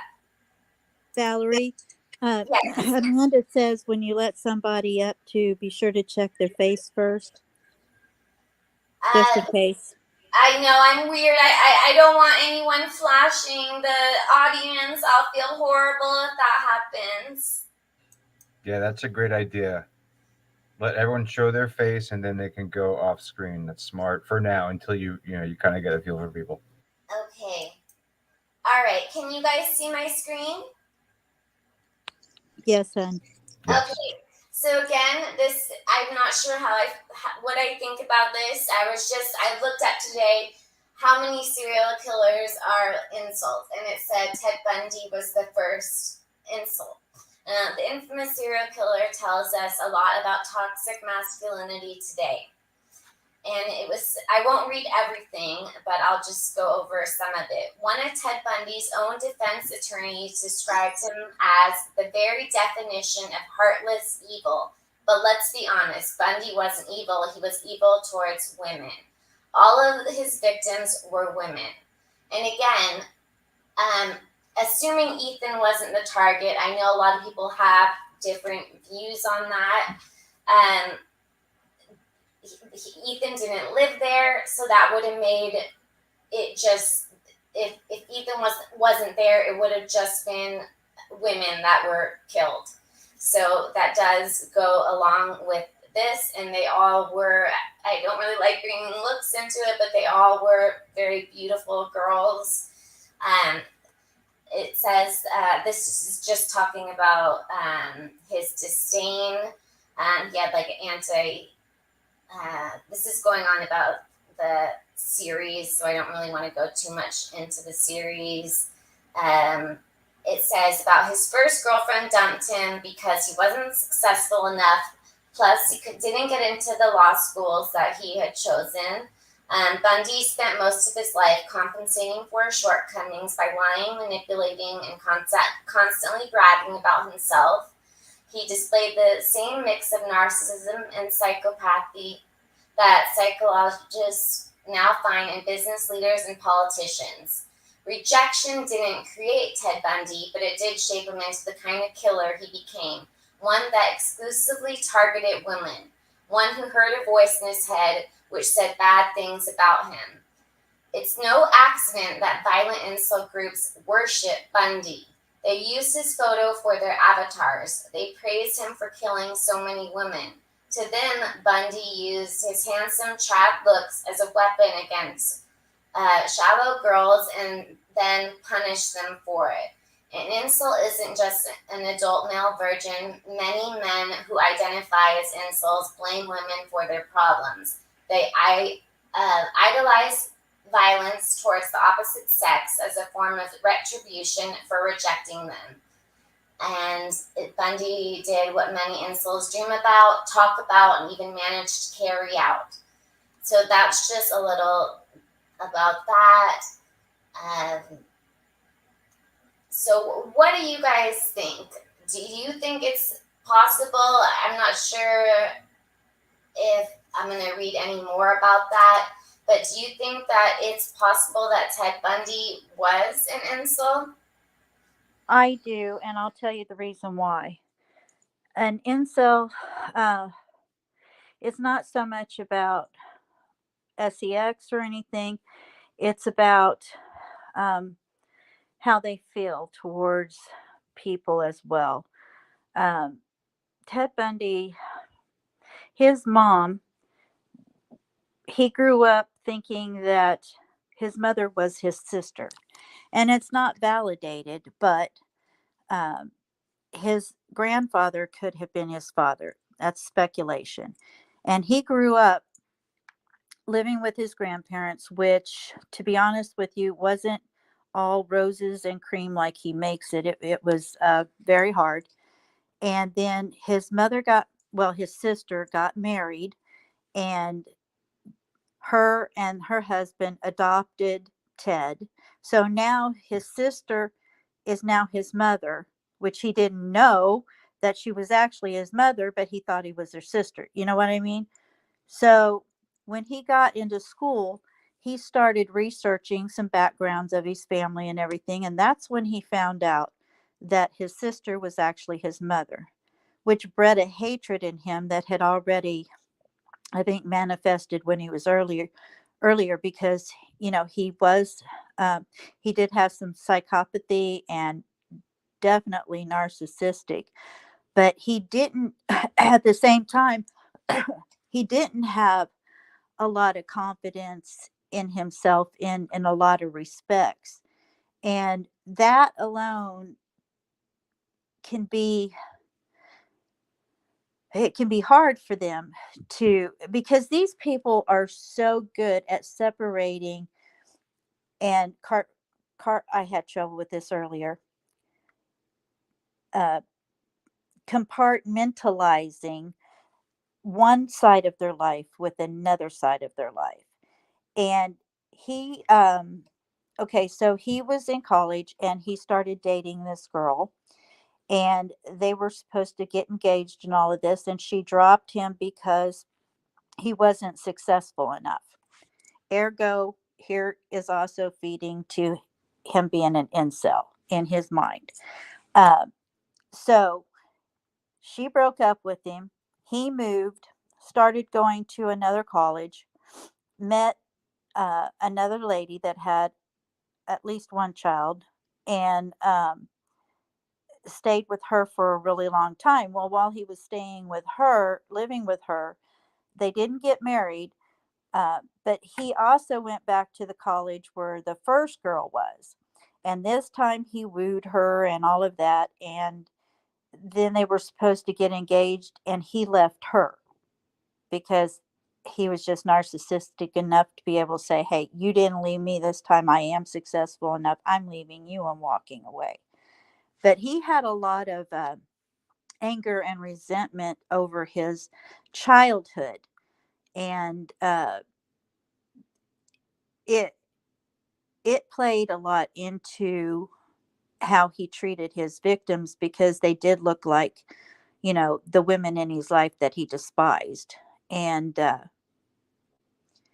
so that's what he did. Basically, what it is they kill somebody over and over and over and over again that they despise or hated or whatever, because they don't know how to get past that, in a healthy manner. And they just feed on it. They let that anger and they let that disdain just build up in them. And I think, I think in ways he was really secure, and I think he covered it up by being such an outgoing narcissistic person. So that's all I got right now. Oh no, I completely agree with you. So he wasn't an incel in the fact that he was a virgin. He was an incel in his mind because of how he related to women, if that makes sense. Yeah, I agree with Yeah, that. well, incel doesn't make you a virgin. It just means that you're involuntary, not getting having sex. I mean, like, it's not. This is weird. Like, the thing about this whole incel thing, it kind of bugs me as a guy, because I'm like, Yeah, this just called when I was growing up, it was called Get Better Game. I don't know. I don't know why we're like blaming women for the fact that somebody's not attracted to you, and that really I just don't get that whole thing, and I feel like it's this blame game. It's not anyone else's fault. No, I If you totally agree with you, but there's a lot of people that think either they're virgins or they can't have sex with people. Now, Ted Bundy was also a necrophilia, which Yeah. means that he would visit the bodies over and over again and do things to them. And he actually, when he was in jail for this, the FBI came to him and was talking to him about serial killing. And he is the one, I forget which one, I forget which other serial killer it was that he helped catch, but so he told the FBI to leave the body, do not move the body, and see if that person didn't come back. And yes, they did. And that's how they caught this person. But incel, yeah, incel really doesn't really have anything to do with sex in that matter. I mean, it goes way beyond that, I think, and into what Lisa was saying about self-confidence and all of that. Yeah, I mean, I don't know. When I was growing up, you had guys who had game, guys who didn't have game. If you wanted to try to make it happen, I ended up on the friend zone way, way, way too many times. I overthought stuff and then found out a year later that she was totally into me, but I blew it because I overthought it. And and I think it's a tough thing. Now, I'm a really good looking dude.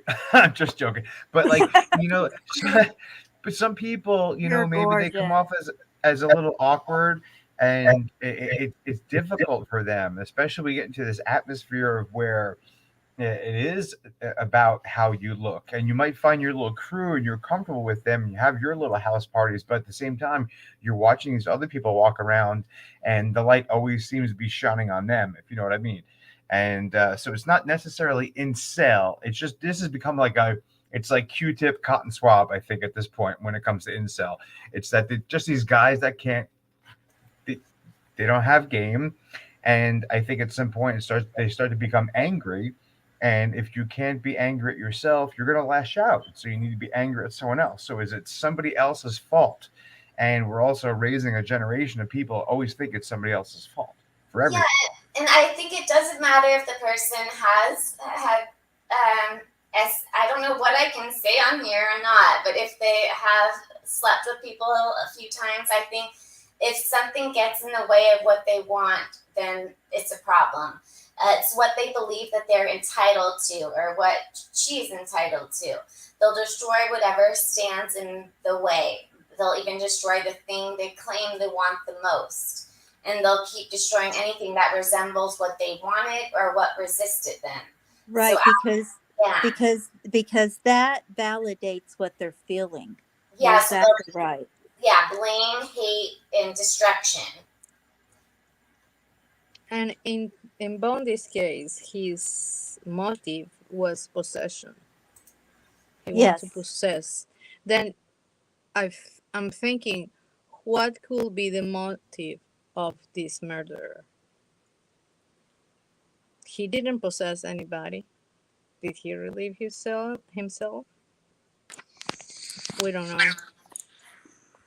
Well, he did end up getting married when he was in prison. I wanted to add this too.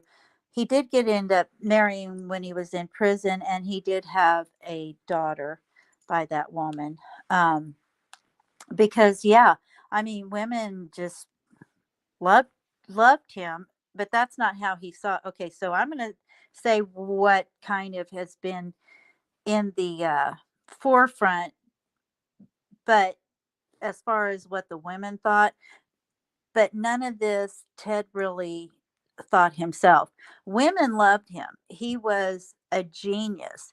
He there's some things I just really I want to kind of put this in here a little bit too because it's just about him.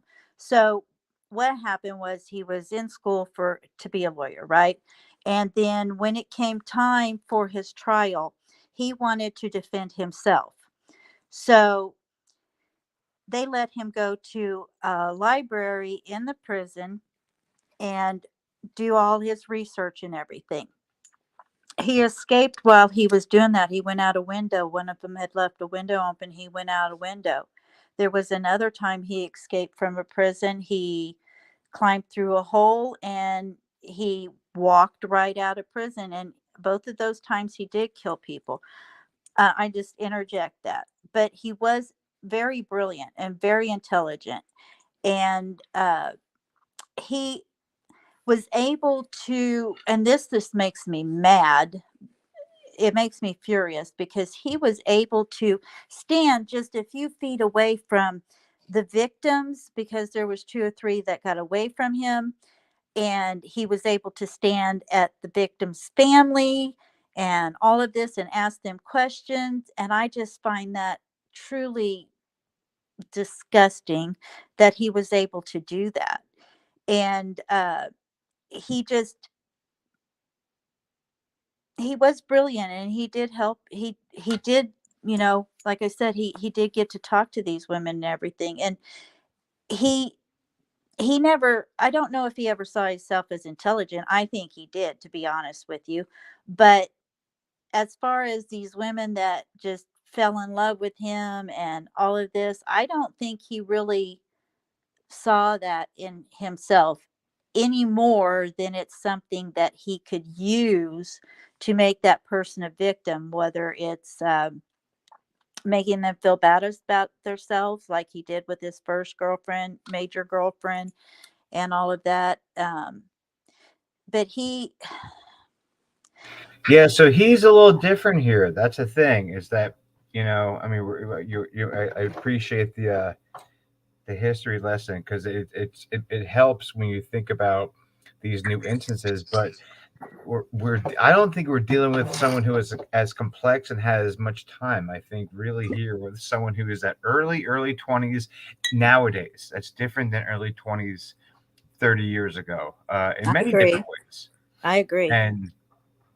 And so I think that there's something to be said about that. And yes, you have the human disposition where people may have certain tendencies. They may do certain things. We all have certain flows. That's why if you ever want to design, like, let's say a campus, you don't build sidewalks. And people will just build in where they walk. And then you build the sidewalks after they make the paths.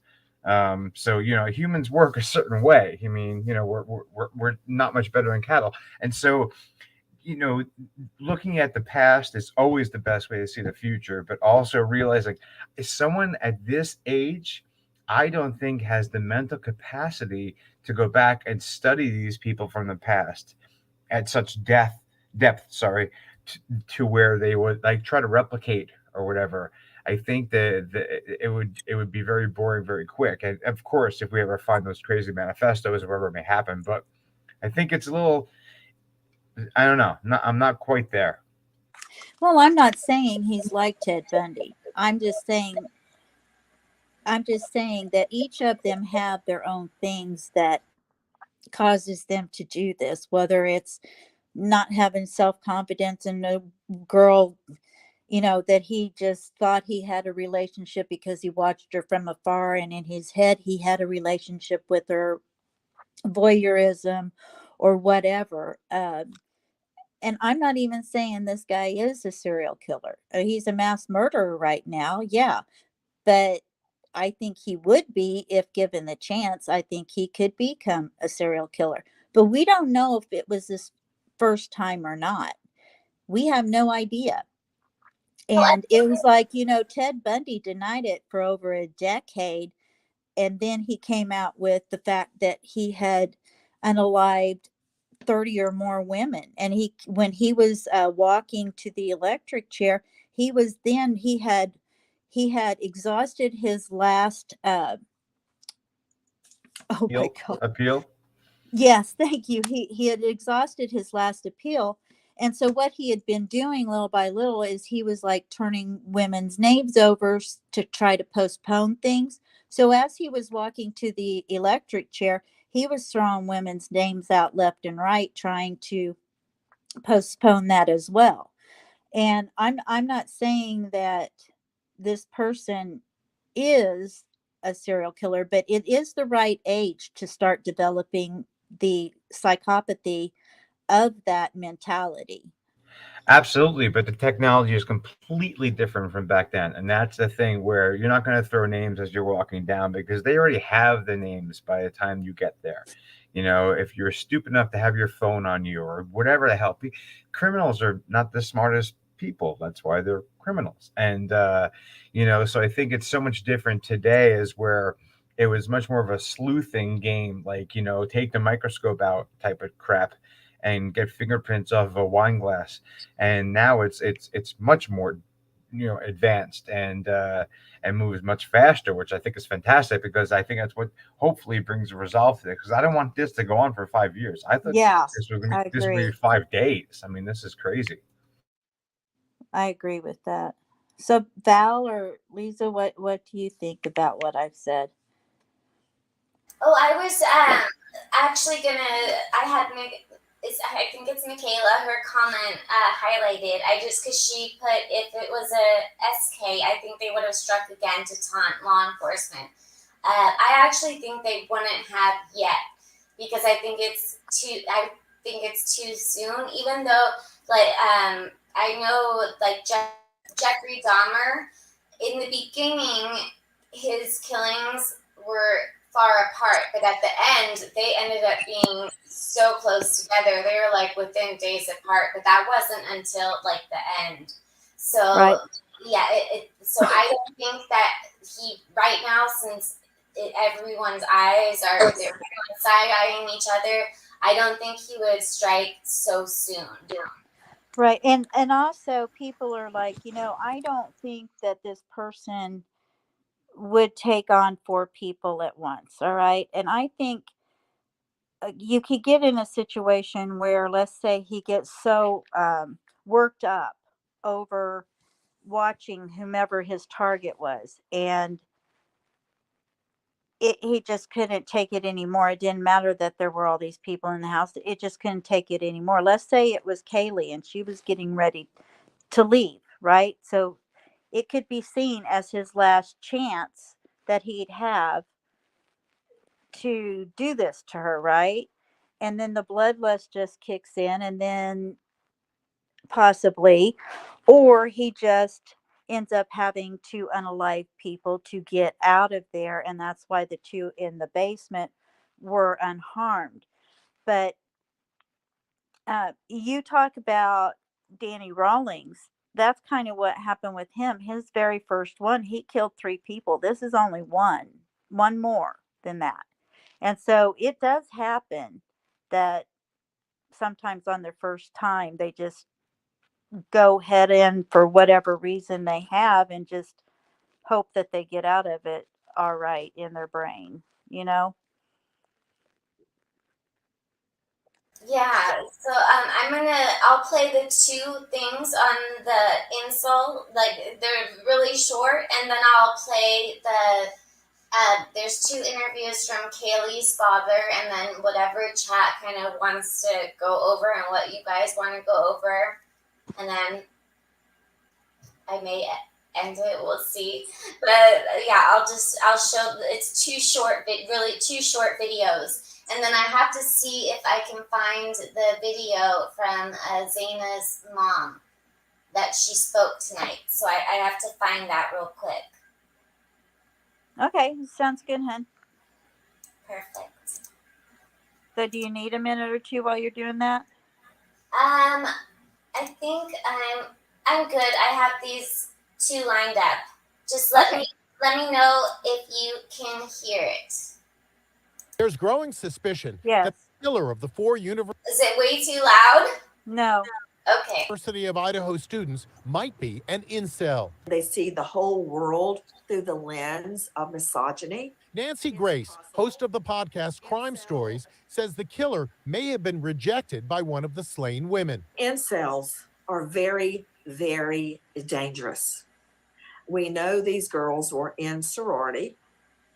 I think that it's a possibility. There has been a rash of killing sprees by incels. Elliot Rodger killed 6 and wounded 14 at the University of California Santa Barbara campus in 2014. And Pretty Oh, Item what a victims were also in sororities and posted. talk about a narcissist. Yeah. That guy was, oh my gosh, he was such a narcissistic person. It was unbelievable. Oh, I don't know about that story. You're gonna have to fill me in. Oh, I'm just telling you, the dude would make videos of why women don't like me. I'm good looking. I have money. I drive good cars. And it's just like, okay, dude, that's probably why they don't I like was just gonna say that's why, because he did look like not bad looking, but so yeah, you're he said he looked like a movie star. I look like a movie star. I was just like, probably too into himself. yeah, But yeah. I'll finish.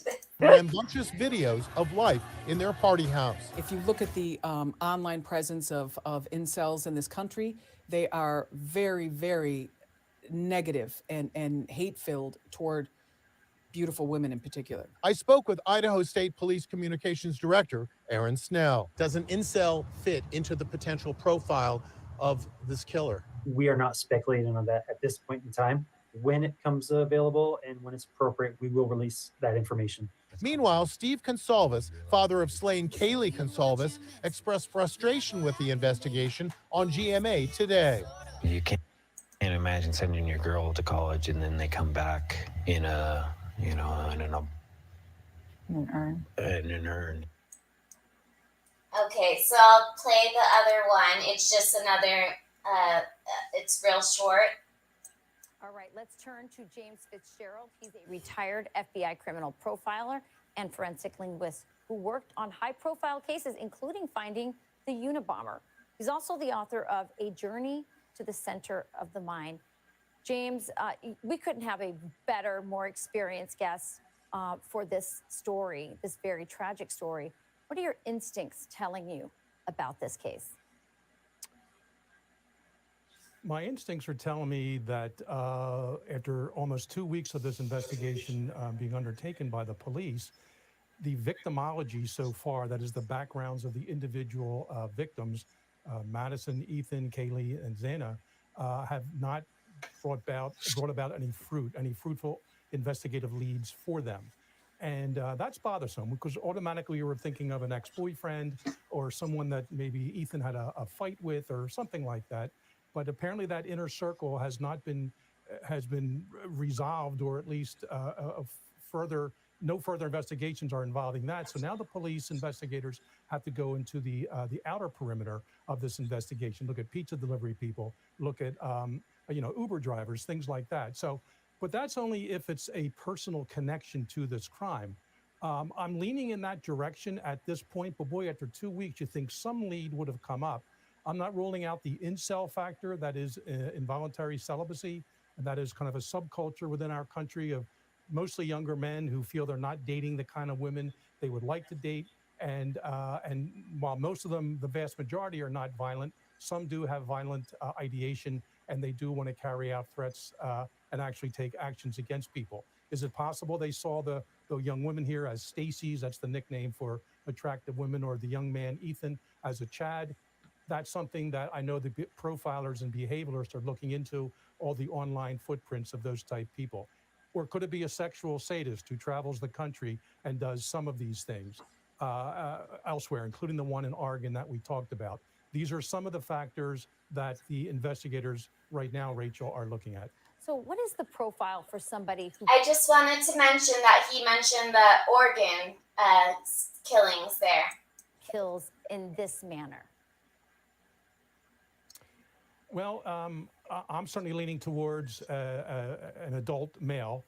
It takes a lot. Shooting someone with a gun is one thing. You pull a trigger, and that it's basically over and done with. But a knife wounding with a knife or killing with a knife is a whole different set of physical and emotional reactions. And times that by 4, as we have in this case. And you have a different kind of offender. People for years will say, well, Zodiac and Unabomber are the same people. No. Unabomber was a long-distance killer with the bombs.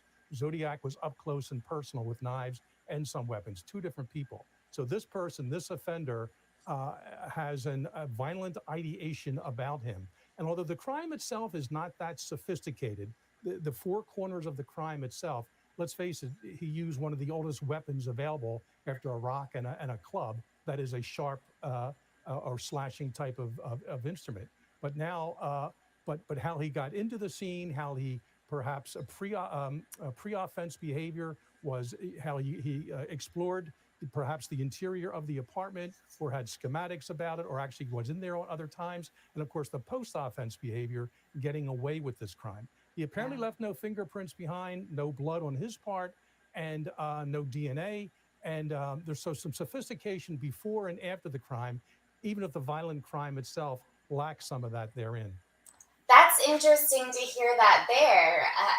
That's actually the first time I've heard that about the no DNA and about this being sophisticated. So if that is true, then that does make me think more about the serial killer. Yeah, I agree.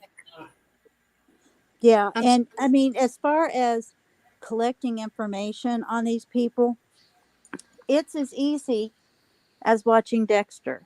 It's as easy as watching a movie on Ted Bundy or John Wayne Gacy or whomever, because they give every little thing they did right, everything they did wrong, and that kind of research doesn't take that long, Jim,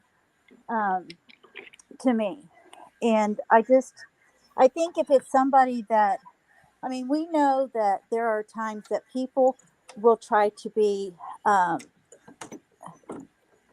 copycat killer in a lot of cases, and they're just fascinated with this stuff. I kind of tend to believe the same thing as Valerie, that, if there is some sort of sophistication in this, that he may not have studied serial killers, but he may have studied with forensic files or whatever, how to best go about something like this without leaving evidence behind. And Valerie, I have one more thing before Sis Vicious wants to know if you're still dropping the link. Oh, I will. Yeah, let me just, there's about literally like 30 seconds left of the video, and then I'll drop it. Thank you, hon. Of course. Wow, Jane Fitzgerald, so much to think about in this very troubling and disturbing crime. Thanks for joining us and giving us your very... Okay, I didn't need that anymore. Okay.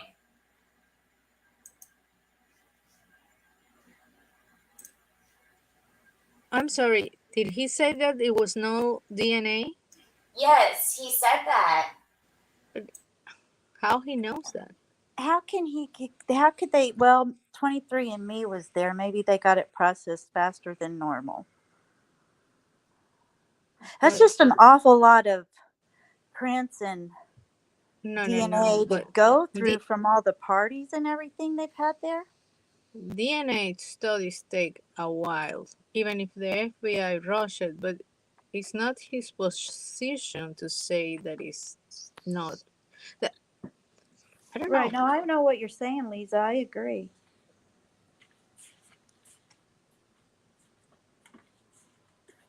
Then why the victim families were talking about the 23 tests and DNA? I thought that they knew something that we didn't knew. Yeah, it's like there's so many contradictions in this case that it's unbelievable. I've never, in all the different cases, like I've never heard so many different things. And just like another article that I wanted to show. Let me see if I can find it. I don't even know if I should talk about it because it hasn't been spoken about before. I've never read it until I just saw it. So I don't want to bring it up if it's not true. But it's something supposedly KiIIed's father said. Let me find, if I can find the article. Hopefully I didn't close out that article. But what's so frustrating with this, okay, is that one minute they're saying that it's not a target, or now it's a house's target. Well, now the prosecutor's saying there was no target. It's like everything that they say is contradicted somehow or other. Exactly. Everything keeps like you said, targeted and not targeted the houses. You don't need to fear the public, and then you do need to be vigilant. Everything they just keep going back and forth with, and the stories even about the 911 calls, just everything. But okay, so I don't know if I should read this or not, because we haven't heard this, but this is something that now I read today from that KiIIed's dad said. Okay, here it's going into about the stalker, which we already know about. But let me try to get to the part that KiIIed's dad said. Okay, so we know that Zana supposedly fought for her life and that there was a struggle. But here it says, can you hear me? Because I hear echo. Yeah, no, Okay. you You're doing are great. You're echoing doing a great. little. Okay, You're it doing said. great. It's just the room you're in, honey. You're good. Okay, sorry. Yeah, it's see. Okay, I'm in right now. All wood floors, multiple story house, and you can hear everything in this house, which is again hard to believe that you would hear if someone was getting. You wouldn't hear if someone was getting like brutally murdered, because you could hear everything in this house. So okay, here it says KiIIed's father. So they got it mixed up, the article, because that's Xana's father. It says, so here, we'll just change that with KiIIed, with Xana's father. He said from the post-mortem, his daughter was awake and fighting for her life, which we already knew. I was just, okay, before when I saw it said KiIIed's dad, I was thinking, oh wow, so KiIIed and Zana both fought for their life. But here the article got it wrong. So I'm going to I'm going to close out that article. And here it just shows the mom is fighting to get the answers. Travis's mother, that's what I was telling you about, how there's the Oregon couple. Did you say you had an interview with the mom, Xana's mom? That I'll look for while I play. Who here has not seen, I know Lady V, you said you have not seen it. Who has not seen KiIIed's dad's most recent interview? The one that I believe was now it's still today for me. But for you guys, it's not. It's 11 p.m. for me. Who has seen the latest interview from KiIIed's dad? The one that where he talks about the Yeah, you should play it. footprint. Looks like there's some people that would like to take a look at it. Okay, let me play that for you guys. Yeah. It's very interesting. Even if we have, there's no worries about going over it again. I go over and over and over things. I'm sure most people do.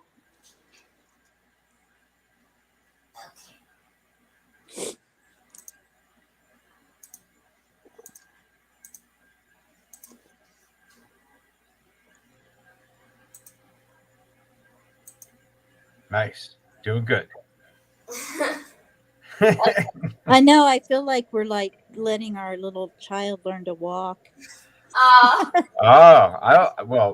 hear. I respect that. I'm just respecting somebody doing this is really cool. It's nice. Yeah, I know. I just had to say that. She's just growing up so fast. Oh. Thank you. Our condolences to you and your family. We're so sorry for your loss, sir. We have kids, similar ages, and I can't imagine what you're going through. So I thank you for being here. And as I mentioned to you earlier, our goal in talking to you is to keep this story out there, to show the tip line, which we're going to put up on the screen in just a moment. But I want to get your reaction to this confusion of it's targeted, not targeted. Maybe the people in the house, maybe it was the residents. What can you tell us about that?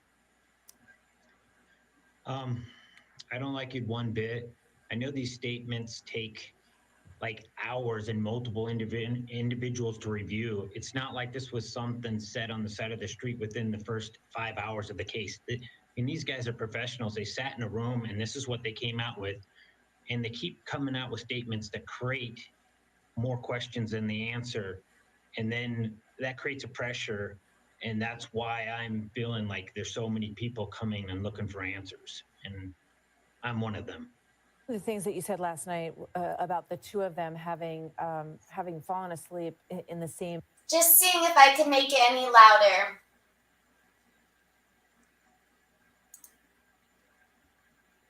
Nope, it's at the full volume. Sorry. Bed. That was new information. Is that the case, that they were actually in the same bed? To me, it wasn't new. The coroner had shared a bunch of information about there. There was some photos. If you knew the house design, you would have seen that there was a picture of KiIIed's bed, and it was made. There was nothing in there. So it was kind of a process of elimination. If you'd been in the home, if you knew the inside information, like I knew that was my daughter's room. So to me, it had been out, but I'm sure they're not happy with me saying that. I didn't mean to say something that was supposed to be on the wraps, but of course I've told them, you got to work with me. You got to tell me what to say and what not to say, and I'll listen. But sometimes they're Hold it. to give me those advices, and I Valerie, Yes. That part where he said you have to work with me, I think he said that on purpose about the girls being together, because the authorities are not giving him enough information, and he's not the kind of man that can work with being outside of the loop. I agree. 11-11. Yeah. 11-11, make a wish, everyone. Well, I know it's not 11-11 for everyone, but it is in California. It's Pacific Standard Time. It is so 11-11. Whoop, whoop. Wish. Make a wish. I make a Look wish at my that every icon single picture. person, my wish is that every single person in No, this you're not chat. supposed to tell your You wish. can't say the wish. Don't say the wish. No, I'm gonna tell my wish. It won't come true then. Oh, well then nobody, I don't want one single person to hit that like button. That's what I wish. Not one single person to hit there you that go. like button. That sounds good. Thank you. So I see 11-11, I don't know, pretty much once or twice a day, every day. I Once take a or twice. screenshot. Well, I either catch it in the morning or the evening, or just I not. know. And I have thousands and thousands and thousands of screenshots, and I say the same thing every day, and nobody knows it but me. Oh, I've been wishing on 11-11 since I was a little girl. I had my alarm set at 11:11 a.m. and 11:11 p.m., but usually I don't need it. I usually just happen to look down and it'll be 11:11. But anyways, back to this. Sorry, random rant. Sorry. It's scientifically proven that if you do something over and over again, like getting up at the same time over and over again, that your body adjusts to where your body knows. It's kind of like a rote where you've taught it to notice that time. Oh yeah, your body definitely will get into that same thing. But or I think also if your body just gets into the same routine. I get what you're saying, but I'm sure chat understands too. Yeah. Can I say another thing that is going to... I'm old, okay. Very old. But some of the pictures of these girls, they didn't exist when I was at the university. I mean, how they show affection to one another in my times, it could not have been. Well, yeah, but these two were like sisters too. I mean, they'd known each other since the 6th grade, so I think they were just really comfortable with each other. But yeah, today's world has changed from when we were younger. Oh, on the case, Jeannie says 11 has been my lucky number since I won with number 11 at the age 11, and now my hubby's birthday is 11/11/76. I love that. Oh yeah, my son's soccer jersey's 11. My niece's soccer jersey was 11. It's weird stuff. But to what you said, Liza, right? I think it's funny being an American, because when I used to go to Spain, which I had, I always appreciated how much the men in particular, because I'm a man, were able to be affectionate, and have more contact with each other. Whereas here, it's like a bro hug and like, get away from me because I'm nervous, because I don't want you to think I'm gay or some weird shit. So, like, with the pictures I see with them, I see a camaraderie more than anything else. I see them as being just besties, and they're comfortable with each other, and I don't see anything more than that. And I would say more so than in Europe. Here, it's much more conservative as far as what would be acceptable. Absolutely. Okay, let me get back to the interview. Just I know people in chat are getting like frustrated, so let me get back to it, and then I'm gonna do find Zana's mom's interview. Said when you spoke with Lawrence Jones, do you believe that people on this campus know something that the rest of us don't know? Do you think that there was a stalker involved in this case? I don't think it matters what I particularly feel. I just want them to follow the evidence. I think even people who think they don't have information, I know people have been scared to share stuff because of there may be a alcohol or drugs or something in the background. I've tried to work with them to let everybody know that that's not what they're working on. But I've definitely heard from people that they're scared to submit stuff. It could be a party, it could be anything around that neighborhood within that time that could help us. And I think that community is going to solve this case just as much as those officers in that room. You said something about, someone's car could be, in a selfie or a video of a person who said that they had an alibi, but the car isn't where it was supposed to be. Tell me about that, what you're thinking when you say that, sir. I have an IT background. I know Teslas and some other vehicles have cameras that you don't even have to turn on and they're still recording. And there's some chips in there that you can pull data off. I know that's the way the Wi-Fi's work. So this individual could have came into these homes and partied and done things, and that data can be captured. I want this guy to be fair. I want him to be scared. I don't want him to be confident. I want him to be sick of seeing my face. And I'm not going nowhere until this guy's off the streets. And the worst thing I want is another family to go through this. KiIIed's mom said something about being fearful that he is around, that he's watching all of this, that he could even show up at a funeral service for your daughter or one of these children. It's pretty much a fact. He who does something like this and doesn't tune into the media? Who wouldn't? It's in his 100% selfish interest. So yes, he is. And we wouldn't want to do some kind of celebration and exclude anyone. So yeah, he could easily be there. And that's a sick kind of twisted person that would do this kind of crime. When you talked about getting into the phone, you said we have family passwords and, we were able to get in there.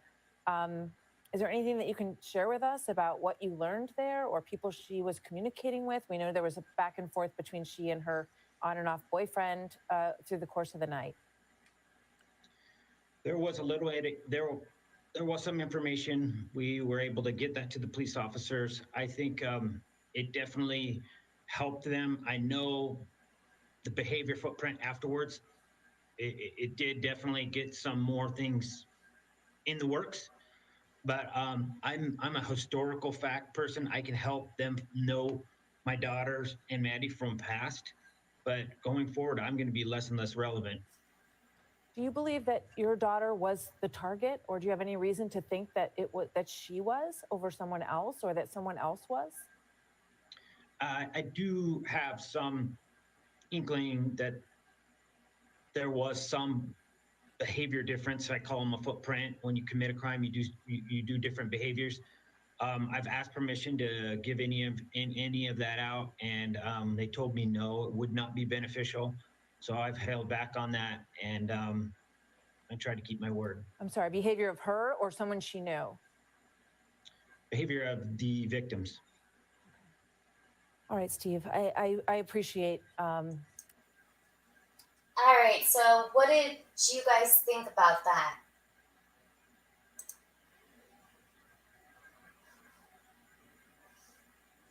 But well, he's the one that has access to the technology. It's tough to know. And what did everyone in chat think about what Kaylee's father said?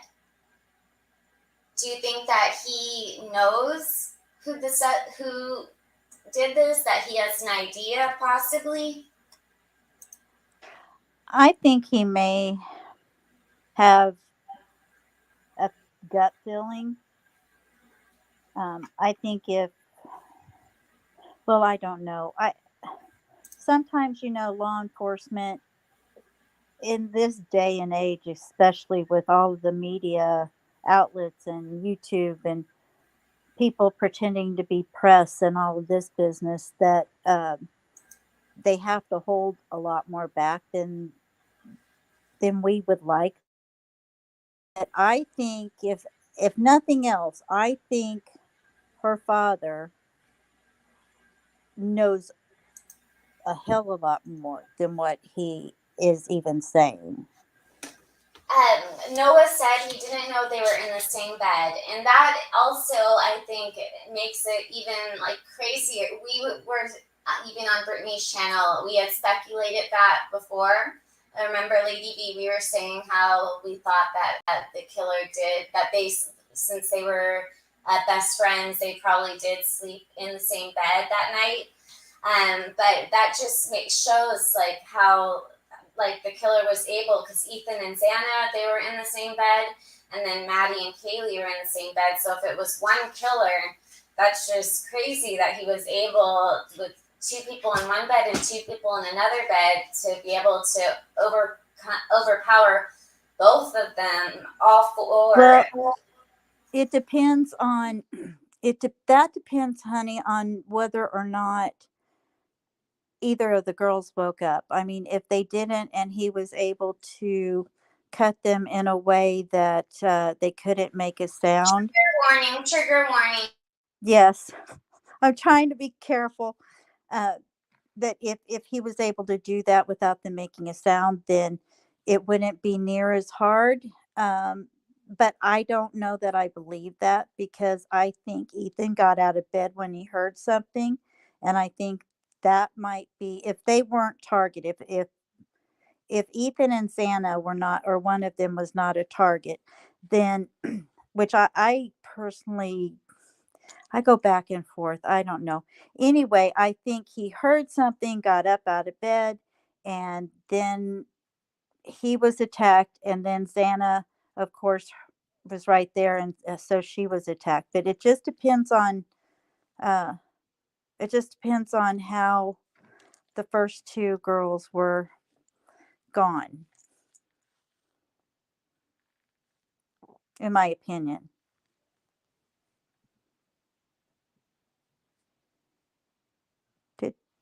Did I say something wrong? No, I was talking on mute. Oh, I'm like, I think Ethan was either first or last. I think Ethan would have to be first. Because I think they either took care of the threat first, and that's when they went to Ethan, or Ethan woke up, and that's why then he ended up, and then Ethan and Zana were the last ones. So, and they were collateral damage. But if he was the first one, then okay, so we're wondering why people didn't hear sounds, right? If Ethan was the first and then Xana would be the second, that sounds like it was fairly violent. Trigger warning, trigger warning. So I think if those two were first, then the girls upstairs might have been awake. Even if they were still in bed, they might have been awake, figuring out, what do we need to do? We hear this sound, like we do. Should I go check it out or not? And I think it would have made him harder to dispatch those two in a quiet manner, in a less forceful manner. I'm sorry, another trigger warning. I have talked with experts doing that, and They told me that if you don't want somebody to make a sound, you go for the vocal cords, and they will not make a sound. So none of their throats, as they've said, were slashed, but they could have still stabbed them in a way where they weren't able to make a sound. I believe. I still do think that there was noises. So You can go for the trachea too. It's right in your chest, and you're not gonna be able to make a noise. You don't have the you cannot breathe to pass air through your vocal cords. There are many ways of doing that. I think this person is either is definitely like everyone I've been reading in Idaho likes to hunt a lot. So I think this person knew how to kill in a way that the person was killed quickly. And so I wonder if a lot of the stab wounds were post-mortem. I'm curious about that. If they did that, do you think that there were a lot of post-mortem stab wounds, or not? I do think that they were. Yeah, I do too. Hey, did you want to drop the link for Sis Vicious? She's up. She's up. She is. She has a I new see her. profile picture. It's a beautiful picture. Yeah, it is. Beautiful picture. I think that there were a lot of postmortems, at least with the targeted person or persons. Hi, sis. Had no idea I was on. I was like firing away in chat. And I also forget that the photo links with like Google, so whatever. I didn't look at that, but yeah. Thanks for having me up. I was just going Of course, happy to have you up. Very cute couple on there. Oh, yeah, he's lucky. He's cute. I'll just with that.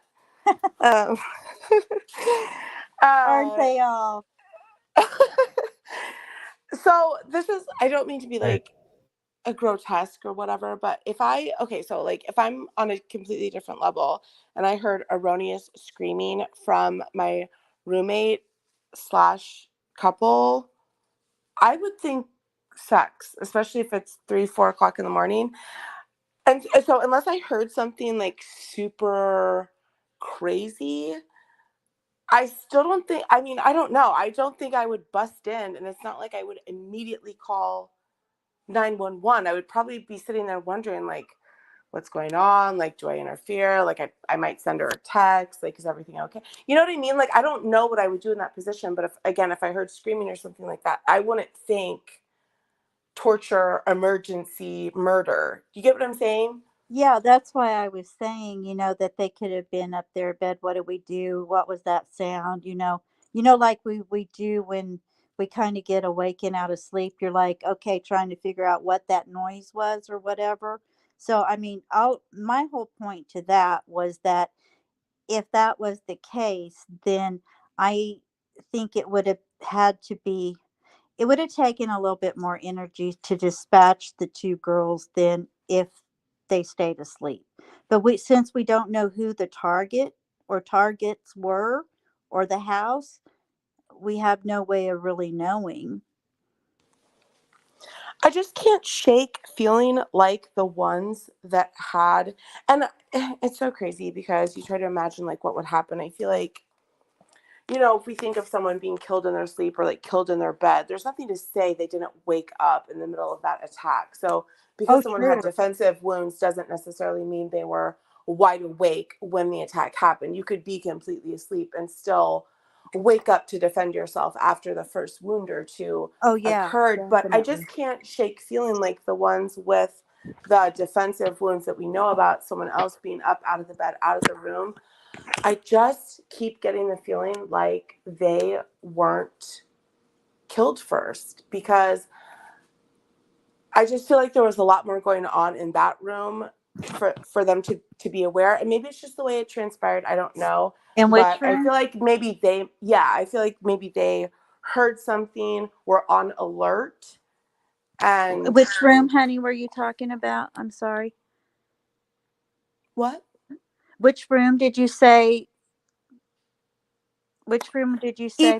Ethan and Zana. A lot of people think that they were the first, they were the target and they were the ones that were killed first. And I don't necessarily agree. I don't really know what I believe, to be honest with you, but I'm just trying to think, and this is like creepy even to say, but I imagine myself, if I were on that mission, or if I had vengeance or like whatever, like how I would go through, and like I wouldn't start there personally, and I just wouldn't the way that they were found, or the way that like the information that we have of how they were found, it just leads me to think either they might have been awake, they were maybe the ones that heard something, or they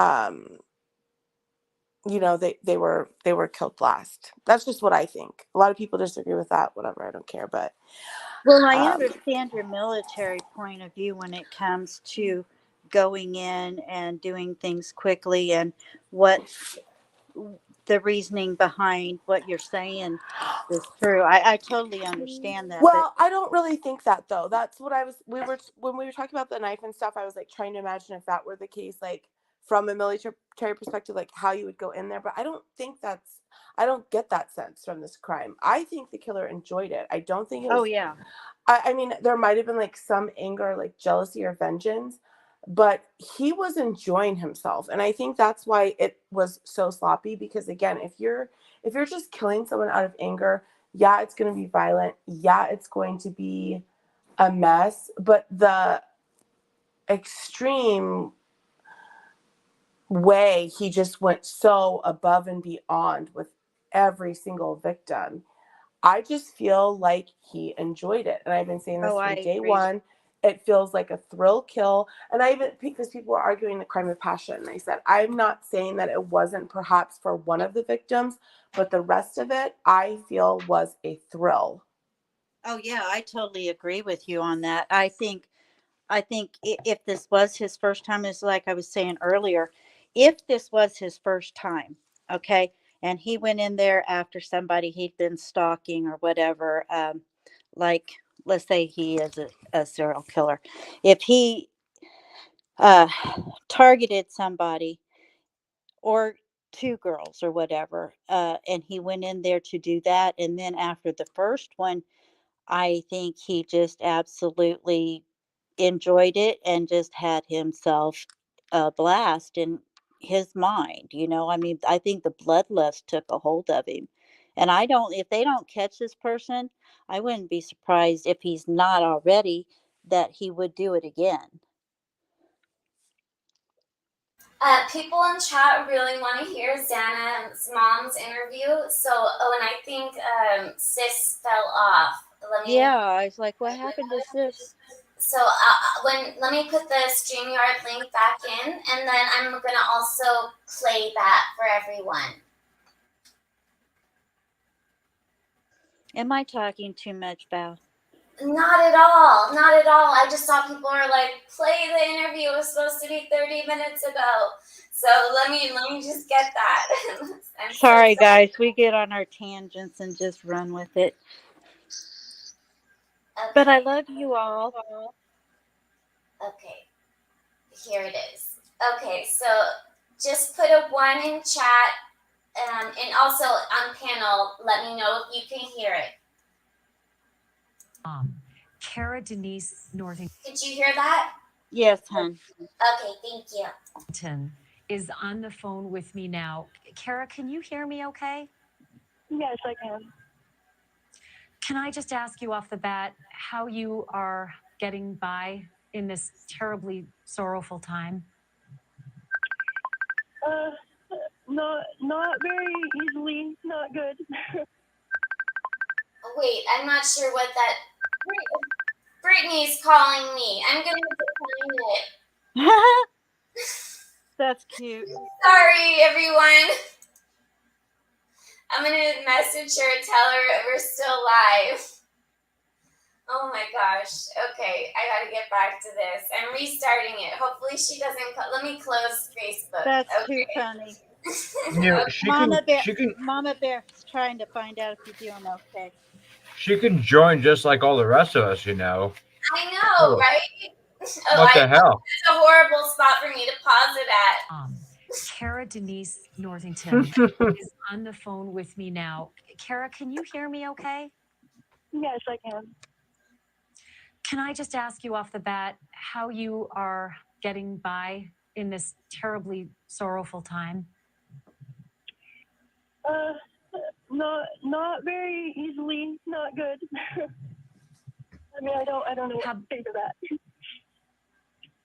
I can't even imagine the pain that you and your family are going through. Have the police been helpful to you, Kara, to understand some of the things they can and can't say? Honestly, no. Honestly, no. They haven't said anything. I learn more on the news and on TV than they have said to me. Have you had a chance to talk with some of the other parents of the other 3 kids who were there that night and share information amongst yourselves? Not really, honestly. I've just been dealing with my family, and we've just been absorbing this shock. Can you tell me, Kara, what you do know about this terrible night? Well, what I do know is not nearly enough. We need more answers. There is so much more that can be done that has not been done. And I just know that there's GPS, NASA, to find out who went into that home that night. I know that. Why hasn't that been looked into? Why hasn't that been accessed? Kara, can I ask you there is a mysterious sort of 4-hour and 45-minute block of time that's unaccounted for by the police timeline. The police say that your daughter Zana and her boyfriend Ethan were at the Sigma Chi house from 8 until 9 p.m., but then they don't have any information on where they were from 9 p.m. till 1:45 a.m. Do you know anything about that from either your information from the police or Ethan's family or anybody? I may be candid in saying this, but I think that they were at a bar.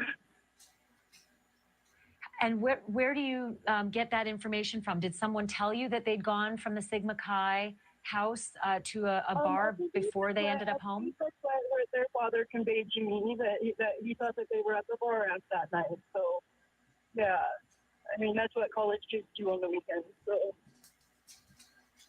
But you don't know for sure that they left the Sigma Chi house, went to a bar? Okay. I don't know for sure, absolutely not. And have the police asked you any questions about where Zana might have been, or if she texted you, or if she had, if she'd communicated with any family members in that period of time? No answers whatsoever. Really. I asked the investigators when they come and spoke to me. They were not able to offer me any answers. None. Can I ask you, Zana's sister Jasmine has put such a beautiful tribute to Zana on her Instagram. And I wonder if she has any additional information, just perhaps from being able to access her sister's social media or her phone. Has Jasmine been able to ascertain any other details of what happened that night, or where Zana and Ethan were that night? No, I'm not going to speak for Jasmine. You would have to ask her that yourself. And she says she's going through it right now without her sister. And I'm sure if she had any answers or any information, she's already conveyed that to the investigator. May I ask you if you can confirm that Zana's room was on the second floor of the house? Yes, I can confirm that. And and was it on? Sorry? I just had a question about the other 2 roommates who were there on the first floor. And I just wonder, wasn't something heard or you know, the surviving roommates that were there. They had to have heard something. They had to have the dog something. Thank you for watching. Go to new. Wow. Okay. Well, first, I wanted to. Brittany's backstage, so I'm adding her up here. Yay! She woke up. She did go to sleep. Oh, She that's did go to sleep, but okay. she needed So it. hi, welcome back, Brittany and sis. But wow, so that was heartbreaking.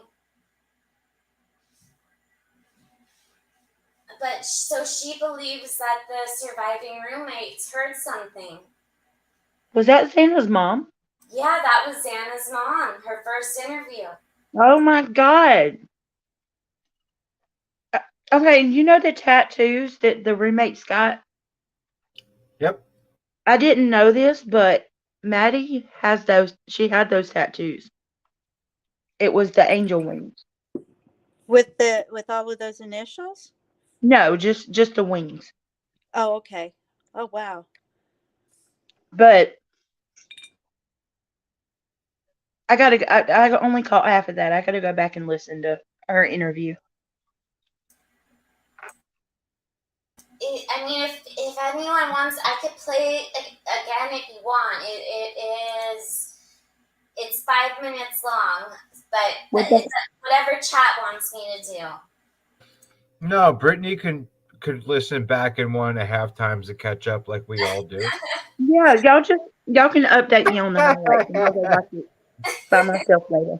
Well, Larissa says again, so whatever you guys want, if you want to hear it again, and Lady Tinkerbell says again, Yep.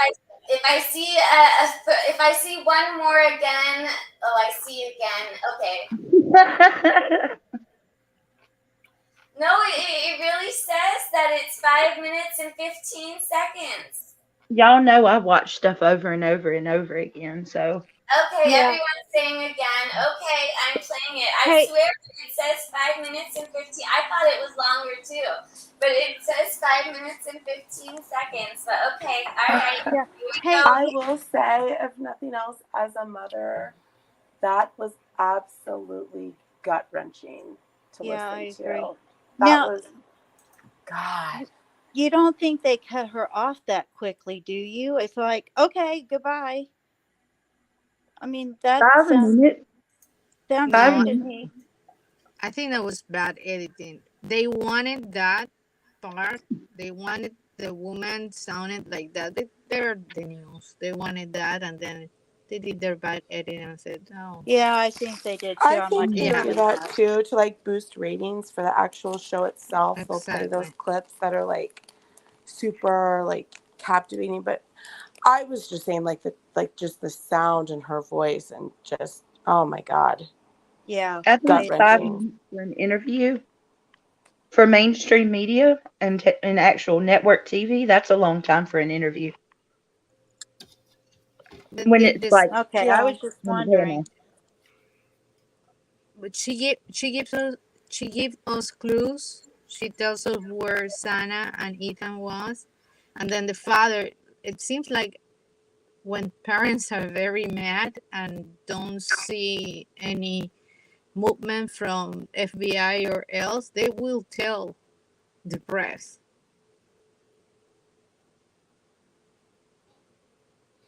Yeah, I could see that.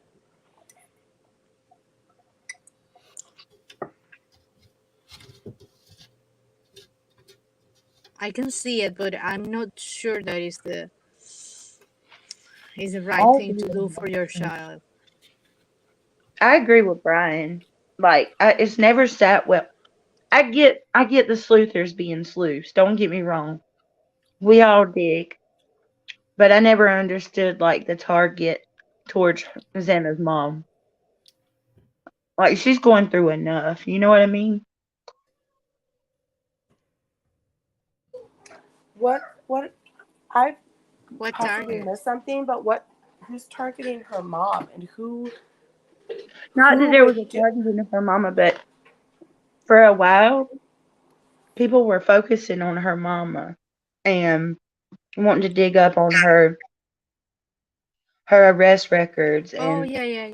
Oh saying my things like, God, people are "Is it completely godless. Are you right?" serious? Like insinuating that maybe her, charges, what happened to Zana was because of her, like she owed people money and stuff. It really made me so mad. Oh, Christ on the cross. I didn't even ever see that, but I'm kind of glad I didn't, honestly. That is so dirty. I don't know. I won't go there. Girl, it was all over Twitter. See, and I'm not on Twitter. I haven't seen anything like that on YouTube, thankfully. But God, that upsets me. But just in case anyone cares, which no one does, but No, we do. means nothing. I But care. God, I cannot believe why don't. I understand people. They want the answers. We all do, but some things are sacred. A mother that's just lost her child. Can we wait until she's buried? Can we? You know what I mean? Thank you. So Thank you. gross. It's so freaking That's what I'm disgusting. saying. That's exactly how I feel about it. Exactly. It's awful. Okay, I'll get off my soapbox now. Okay, all right. So apparently there is a longer one. I'm not finding that. So Brittany, you can play that on your channel tomorrow.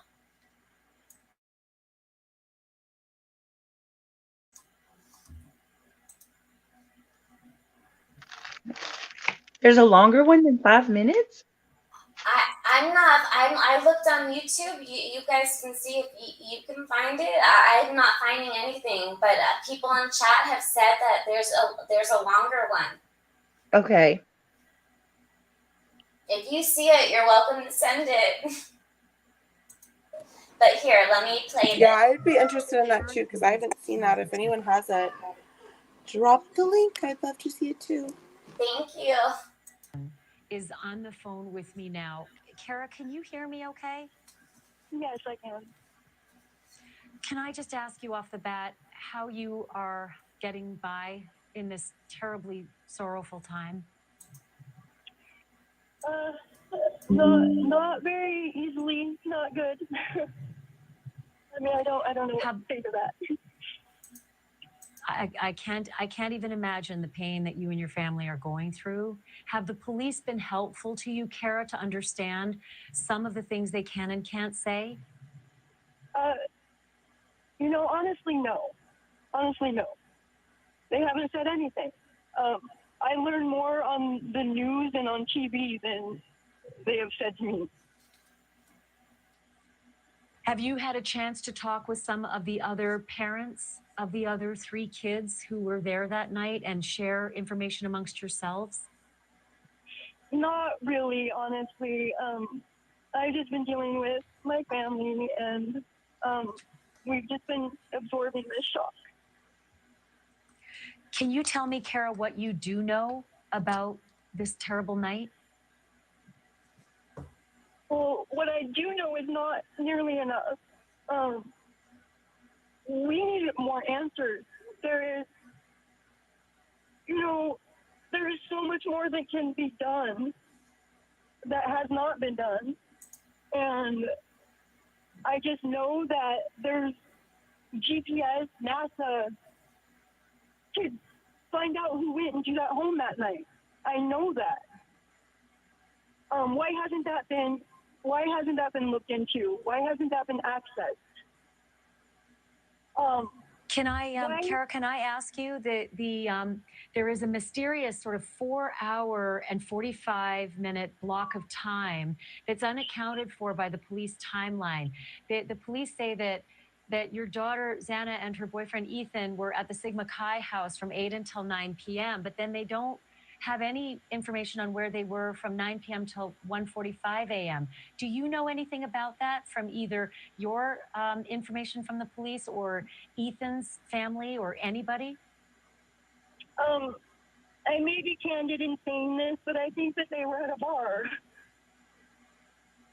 And where do you get that information from? Did someone tell you that they'd gone from the Sigma Chi house to a bar before they ended up home? That's what their father conveyed to me, that he thought that they were at the bar at that night. So, yeah, I mean, that's what college kids do on the weekends. So.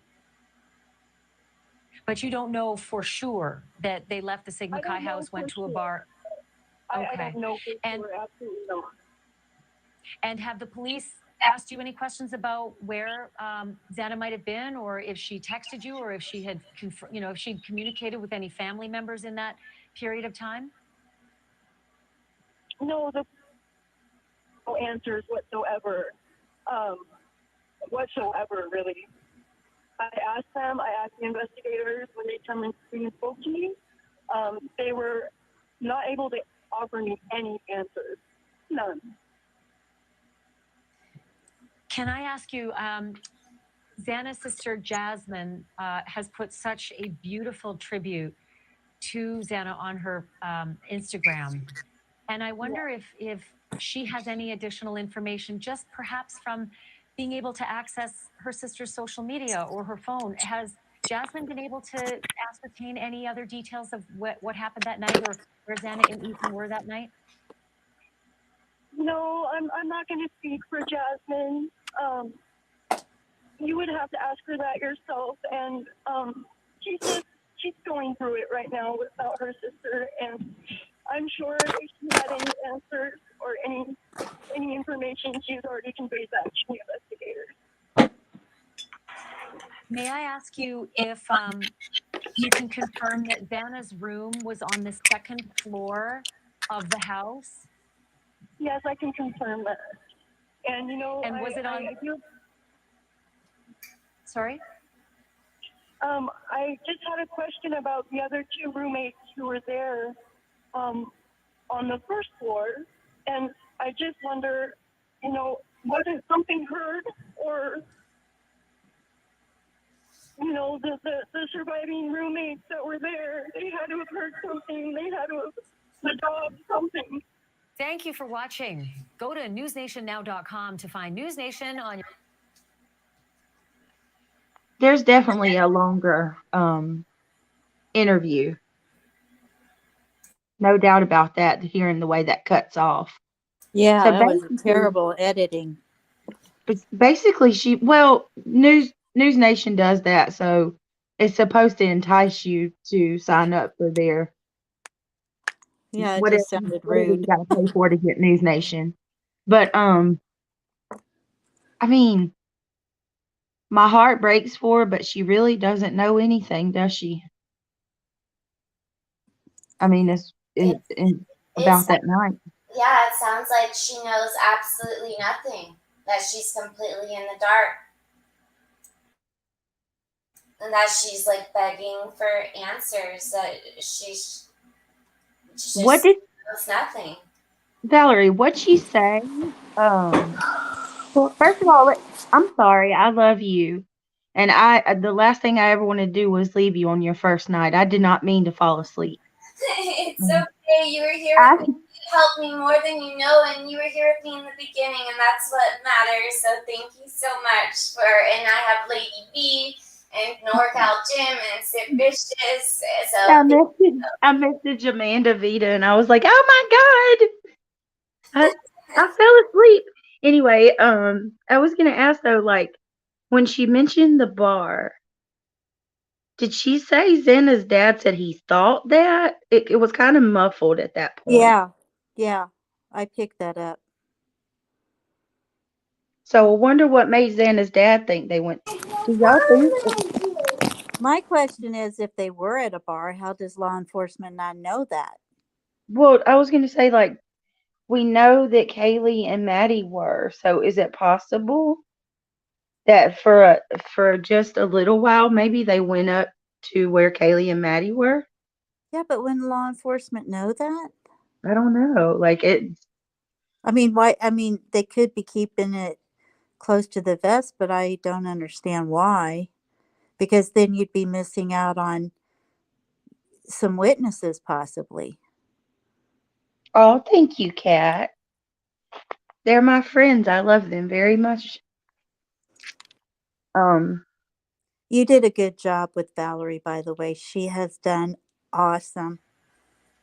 Oh, she could have done this forever ago. She just had to do it. It's not me. Okay, so She's get got this. this. We have 340 in chat. We were up to like 360. And you have 239 likes. Can Oh, I can I just take a moment and say, holy shit? Yeah. Who gets that much in their first live stream? well, thank you. People that love, people that are loved. That is amazing. I told you, Valerie, my first live stream, I think I topped out at 33 in the stream. And any other creators here, you know what I'm saying. You know what I'm talking about. I told you I would probably be crying tonight, right? But crying, not like sad tears. So luckily that's not going to happen. No, girl, I think you just beat a record. Seriously, this is amazing. Yeah, it is very amazing. And if anybody would like to, if you could go hit the thumbs up and we get all of the people that are in chat, can you imagine what message that's going to put out on the internet for Valerie? Yeah, and That'll really then get her going in a fine fashion. on top of that, y'all can't make me eat my shoe. I said she's gonna get to 1,000 by I'm gonna give it a week. I don't even think it's gonna be a week. So Yeah, I don't think so either. I was gonna say too. There just wasn't a good time. Earlier I was making sure to remind people to like or whatever. But this is awesome for a first live stream. I don't think I've ever seen a new creator, with this many people on a first live ever. Not to mention 10th live. So good for you, Valerie. That's amazing. yeah, my 10th live, I was still. I think on my 10th live, I might have been repping 45, a cool 45. Which is good. Typically, I mean, you see people that, live or two, it's like 10, 15. You know what I mean? No. It's pretty Well, slow I moving. I So. know of one creator that's been on here for 3 months now. He's lucky if she gets 20 in chat and 7 likes. That's what I'm saying. Like she just needed this to prove what we've all been saying, and now Yep. she sees, and it'll get easier after this. I agree. And there's that. Simple as Then that. Well, thank you, Glenn. Then So, NorCal yeah. cleared his throat.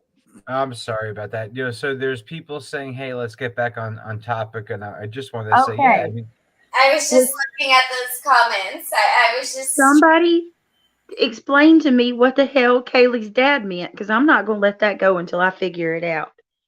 On the interview where he said that he's looking at past behaviors. Did you play that? Or not past behaviors. No. the interview with KiIIed's dad. Yes. Yes, I did. I did play that interview. So I don't think they. I don't think they want to see it again. No. I just want to know, Lady V, now that you've seen it, somebody help me, because I'm hung up on that since this morning.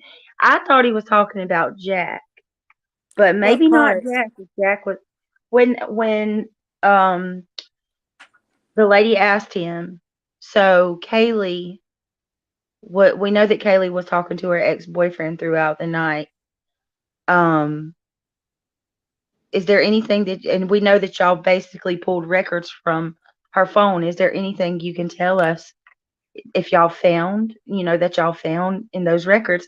And he said that he actually did find some stuff, and he's been able to study patterns, like change. I don't remember the words, but basically behavior change patterns from after the murders. He's been watching somebody, and they've changed their patterns, and their behavior has shifted since the Yeah. murder. People close. And then when she asked who, he said the victims. And I'm like, hold on a minute, the victims? You can't be talking about the 4 because they're no longer with us. So it's got to be the roommates unless he slipped up and he didn't mean to say that. And you did hear what Xana's mom just said, that how could they not hear anything? Mm-hmm. And that's what I've been saying all along. And again, I'll bring it back. I know I keep bringing it back to the Manson family, where I know you don't know as much about, like, William Garrettson was in the guest house, and I believe he heard stuff that night too. Oh, Apparently, yeah. oh, you know all about that Lady B. Okay, yeah, I believe he heard stuff too. Apparently, he was just smoking and listening to music, and he didn't hear anything. But I believe he definitely did. And so in this case, My mom thought so too, Valerie, and she was a great sleuther. Well, where you get it from? on the case with Jenny Farnsworth, Thanks. said allegedly with Brittany J. No, he's talking about Jack legit. I thought so. To me, it sounded as if he was definitely 100% talking about Jack, because Yeah, she said, it was weird. right. But okay, so here's my one issue with that though. Jack was with them tonight at the little, memorial. Right. And So wasn't he even hugging the mom? I guess I haven't got to watch it yet, but I didn't watch it. I just only got to see a picture of him. I did watch Jake when he got up and spoke, which was heartbreaking, but I haven't got to finish it all. But Jack was like had his arm around somebody. well, this is where I'm at with it. Regardless if it's Jack, one of the surviving roommates, Bill from down the road, they're looking at someone, and he's watching their behavior change. So that tells me it's someone that the girls knew and that their family's familiar with. Yeah, it could be. Yeah, I wish I had my Jack chart right now. I would pull that up right now. So in chat, I'm trying to think. So do you feel that it was someone that was at the food truck? Let's narrow it down to there. Or do you think, or let's not say that actually. Do you think that it's anyone that we've seen so far, or do you think that we haven't, the person that killed, we don't even know of them yet? If you think that it's one of people that we've spoken about, I'm not saying me, but like that you've seen other creators talk about, put a 1. If you think that we have not heard of this person yet, put a 2. Look at Messenger. Which minute of the day? Right, lady? So yeah, if you think that this is someone like I'm not saying for sure, like one of the Jacks, a Jake, a hoodie guy, just one of possibly the people that has been mentioned in this case, put a 1. Doesn't have to be any of those people that I said, but just someone that's been mentioned. Or if you don't think that we've heard of this person yet, put a 2. Valerie, check your messenger. Okay.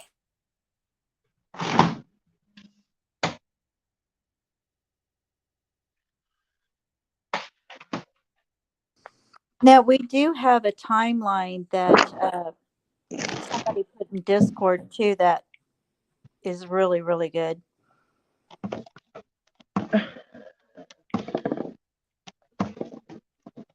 Are you okay, Brittany? Yeah. She's checking her messenger. I sent her the Jack chart.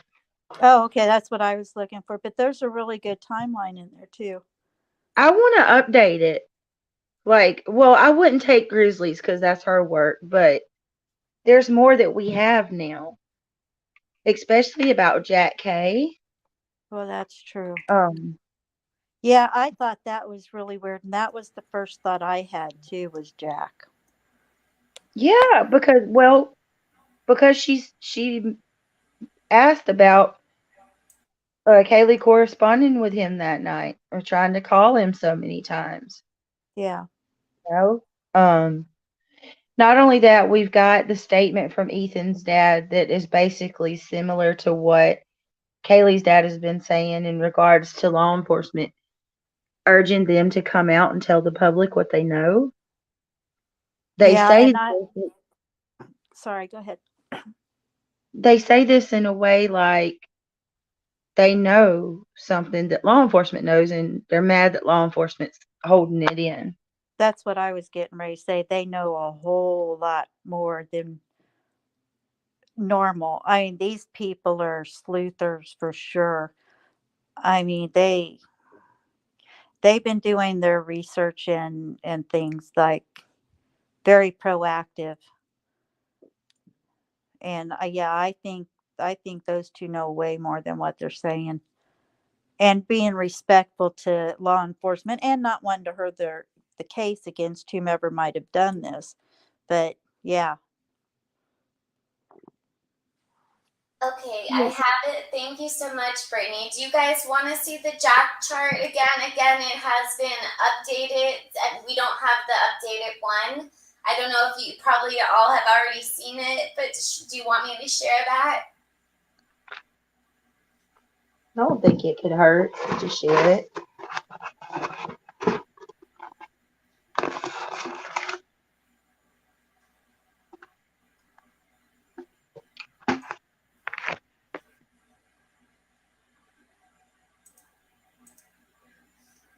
Okay.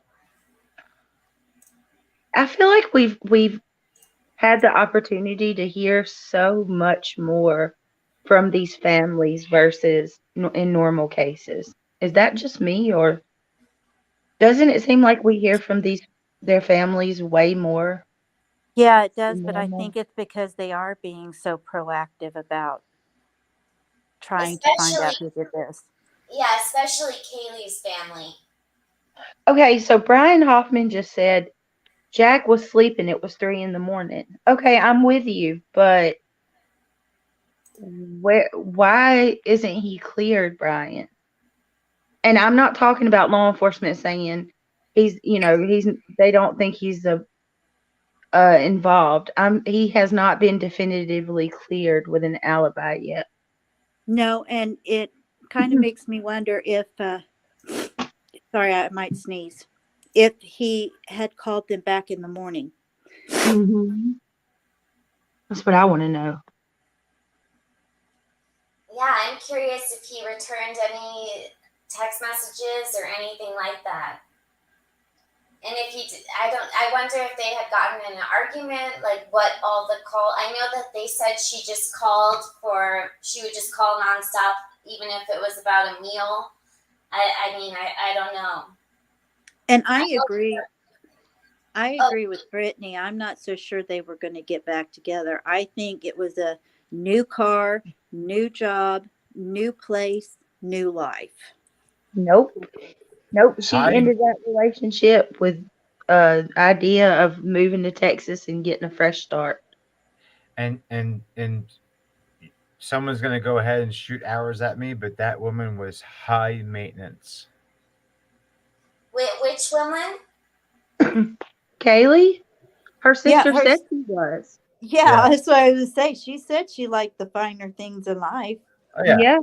Just finer purses and what did they say?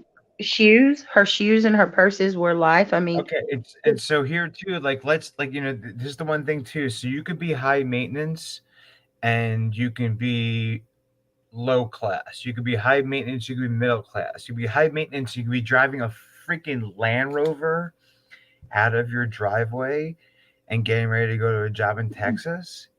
You know how much those cars cost? Right. Okay. And so I think you have this whole thing. Now I think that really too is, let's take away from the gender, the sense of entitlement. You always got all your shit. You got your bags. You got whatever. You got this. I mean, I would like to have that car. Oh yeah, That me would be too. nice, right? Can I ask though, like a genuine question, and I mean no disrespect by this at all. I know that she was getting a good job, but she hadn't started it yet. Where did the money come from They to get might this? have given her a sign-on bonus.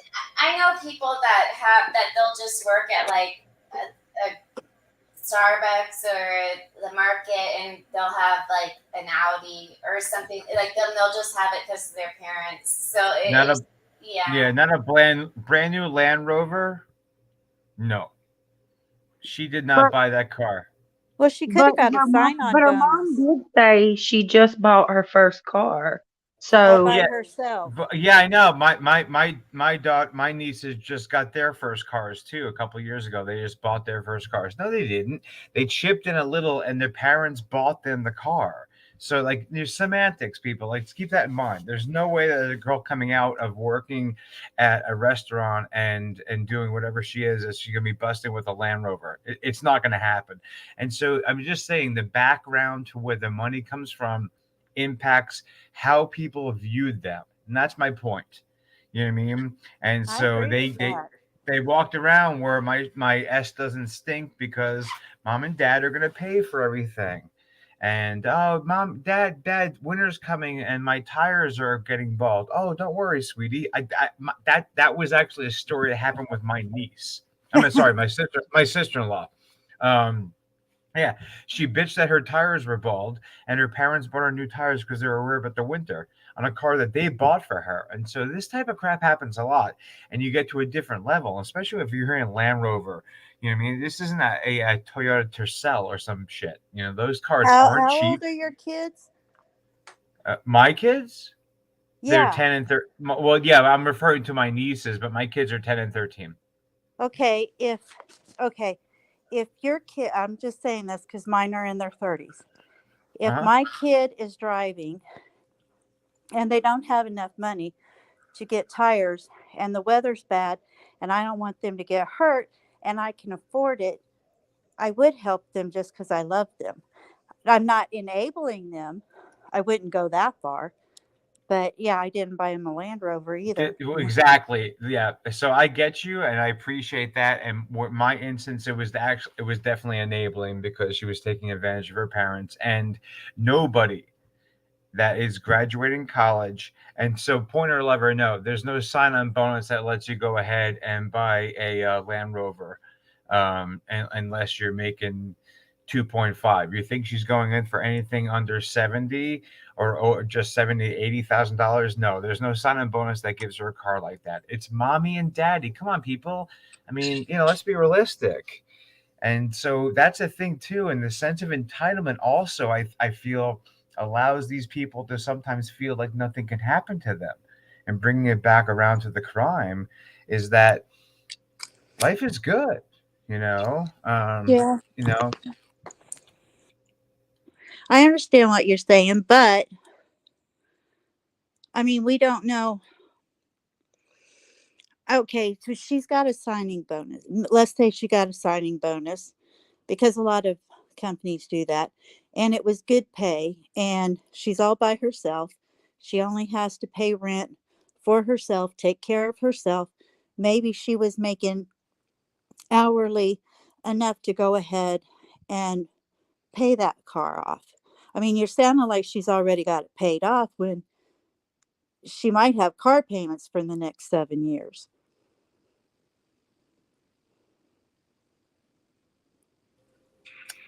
I know how kids out here in this area live. And so I have two nieces that actually live and go to school in Idaho right now. And so I have an idea of what it's like to be out there. And unfortunately for them, or fortunately for them, but not for how they learn life lessons, they're both driving cars that their parents bought. And my brother was supposed to teach them that big life lesson. He didn't. You know why? Because so many other kids are the same way in those Yeah, I areas. agree. Keep that in mind.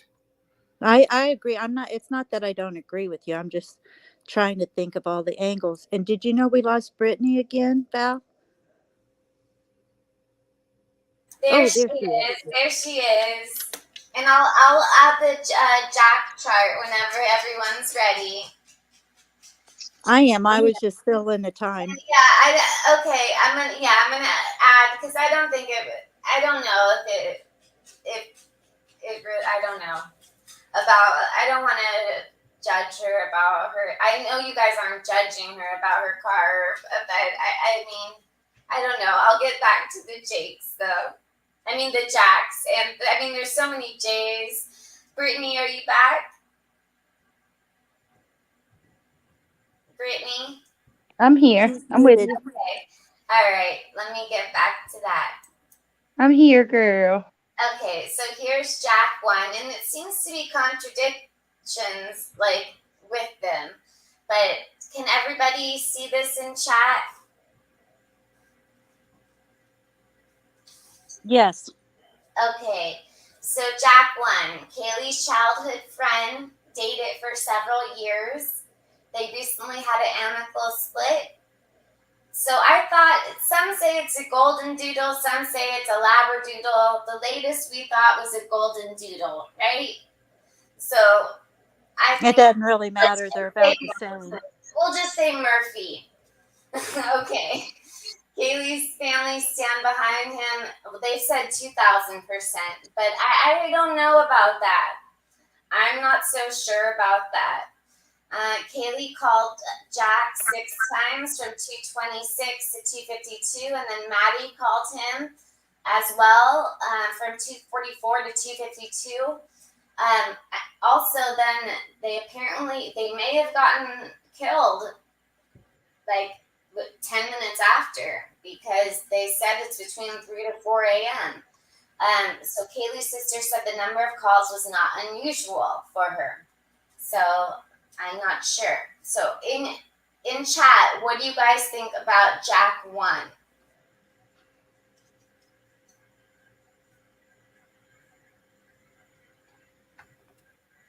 You know, the thing of that is, how many times have we seen Chris Watts, Scott Peterson, on and on and on about the families of the victims saying they could never do it, and then they did. Oh, you hear that all the time.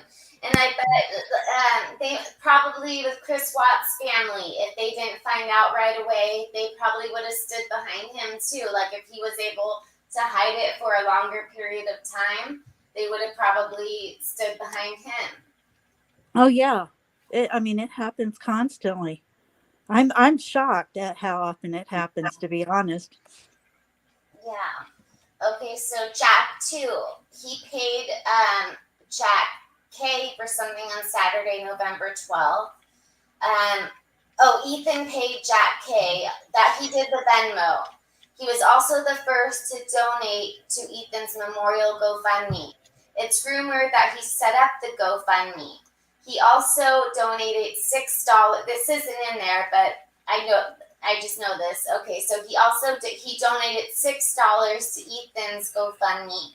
He also donated $6 to everyone else's GoFundMe.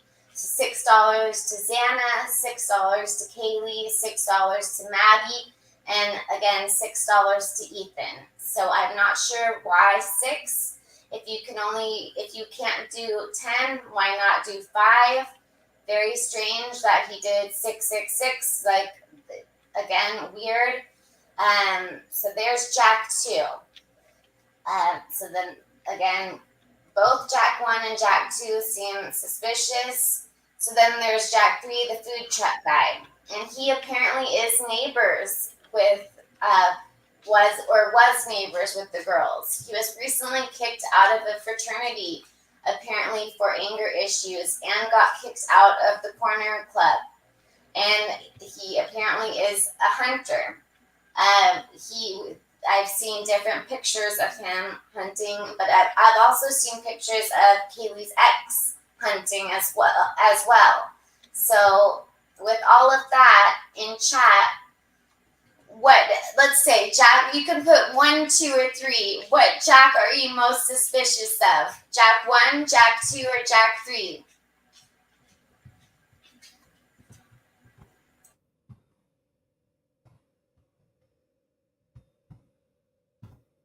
Man, I'm 1 and 3.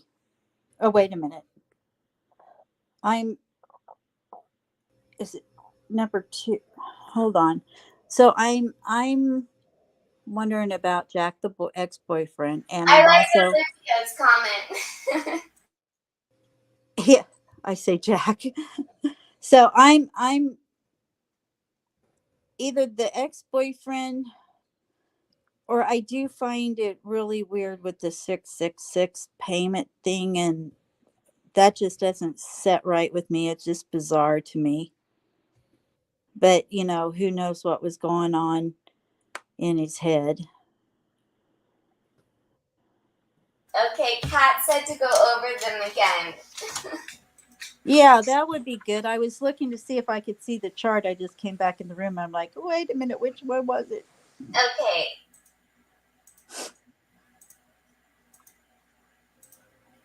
Okay, so Jack 1, Kaylee's childhood friend. Dated for several years. Sorry, my dog again is walking on the floor. Recently had their quote unquote amicable split. Shares Murphy. Kaylee's family stand behind them, not only 100%, but apparently 2,000%. But I'm not really feeling that way anymore. Kaylee called him 6 times between 2:26 a.m. to 2:52 a.m. Then Maddie called Jack 3 times between 2:44 a.m. to 2:52 a.m. So 10 times between 2:26 and 2:52. Kaylee's sister said the number of calls was not unusual. Jack 2. Ethan paid a Venmo to Jack K for something on Saturday, November 12th. So a couple hours before they were murdered, Ethan paid Jack K. He was the first to donate to Ethan's memorial GoFundMe. It is rumored that he started the GoFundMe. They were likely from that same fraternity. Could that be guilt? It could be guilt. And he also apparently, so he did $6 to the GoFundMe, but not just to Ethan, also to Kaylee, he did $6. He did $6 to Maddie, and he did $6 to Zana. So 6 to everyone. And now we have Jack 3. So he was at the food truck, that's Hoodie Guy. He's a neighbor of the girls, and as we've heard on interviews, you could see through their windows, you can see what they're doing. Recently kicked out of that fraternity for anger issues. So, and you notice on that block, they're all very close to each other, the fraternities and the sororities. Allegedly kicked out of the corner club that night. And he has knife and hunting skills. Apparently has a K-bar knife. Not sure how we know that, and police have identified and spoken with him. So, and nobody has been cleared. They say they don't suspect people at this time, but nobody has officially been cleared. So we'll go back. Jack 1, Jack 2, Jack 3. Who's most suspicious?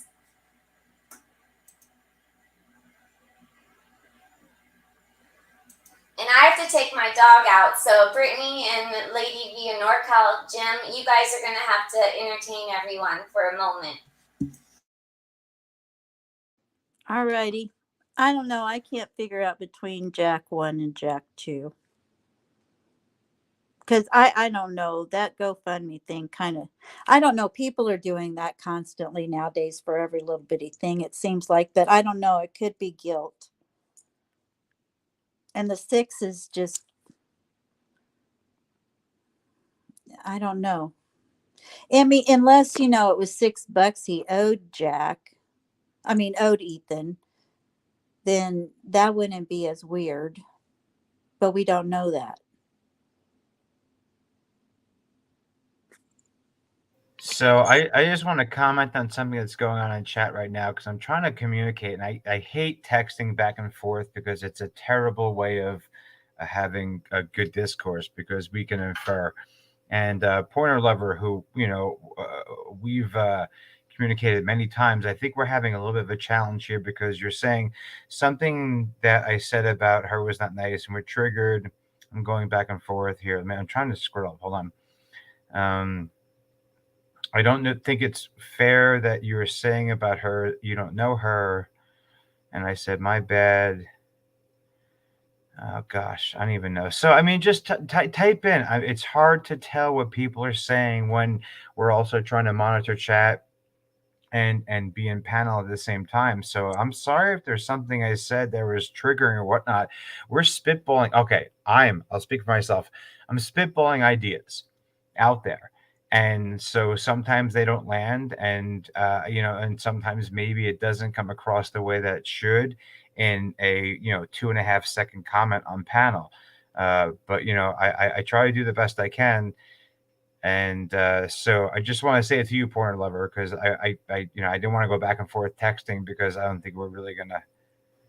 Yes, he sure. Noah, yes, he sure did. So what did I do?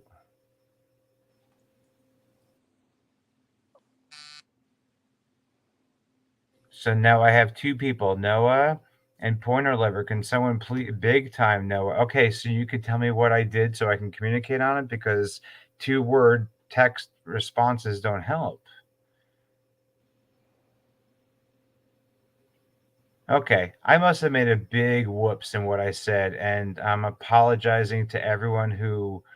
So, I'm sorry that I must have said something that set people off. That there's never uh, what I intend. I can't get through 3-letter text as to what I'm doing. So, sorry for who I offended, and only here to help. I think, I mean, no, we get up here and we start talking about things and we forget to we get so passionate sometimes, maybe we forget to temper a little bit. And I think we can all be guilty of that at times. Even in the chat, I've seen where there's been like a miscommunication of the emotion that was meant to be. I hate. Okay, way back when we used to have Juno on the dial-up thing, my mom would write me back and forth on it, and I don't know how many times I had to end up calling her because I was like, okay, you're reading it in the frame of mind that you're in, not in the frame of mind I'm in. So you're hearing it in a completely different tone than I mean it. So, I mean, sometimes that can happen with us on panel too. We just get very passionate about things. And I don't like ever hurting anybody. And I know you don't want to hurt anybody either. I know that's not your goal, Jim. I think it's just to try to, like you said, spitball things out there. Yeah, and just the only thing I was trying to add to, and I'm not gonna add anything else for a while. It's all good, but I was trying to relate the fact that, like I said, I have two nieces that live in Idaho. One of them goes to a big university, and one of them works closer to where this all happened. And there is people that go there. They're fairly well off, and they have not been told no many times in their life, and this has nothing to do with looks or whatnot or what you get.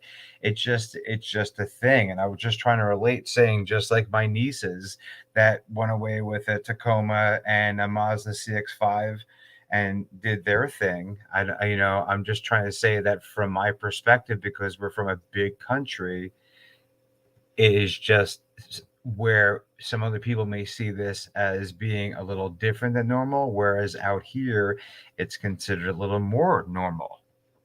That's it. Brittany? Healer? Brittany?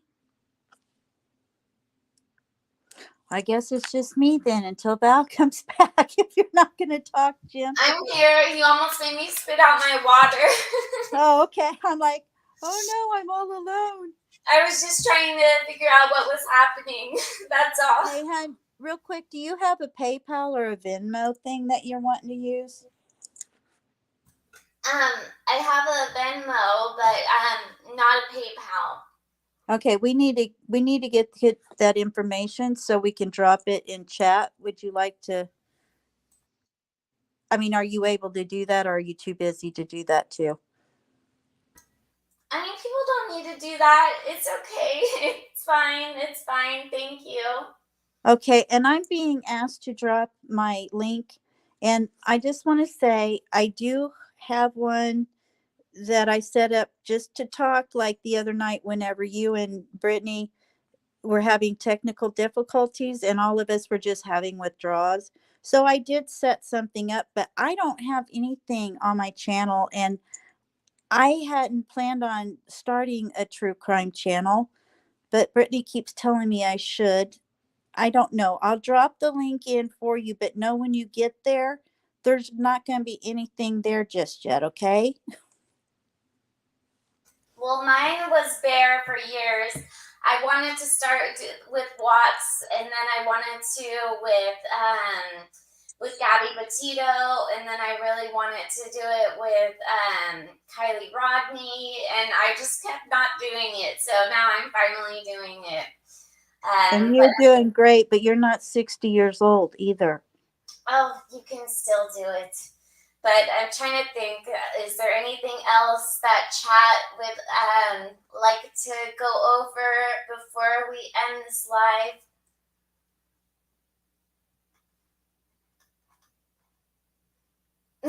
Brazilian girl. Well, she's on her third. I didn't get a read. What was she talking about? Oh, just that Brittany's on her third nap.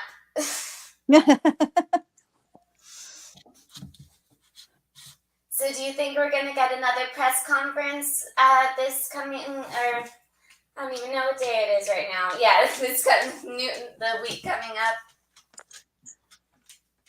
I wouldn't be surprised. I mean, if it's not law enforcement, it'll probably end up being a family member. Yeah, Kaylee's dad will probably talk again. Yeah, I really think so. If he, and I think he's trying to push them a little bit too, because he probably knows, the longer that it is after this incident happened, the less likely it's going to be hard to. Oh, I'm echoing. I'm sorry. The less likely it'll be to catch them, statistically. And I don't think he's very happy with them. I think he's trying to be respectful, but I don't think he's very happy with law enforcement.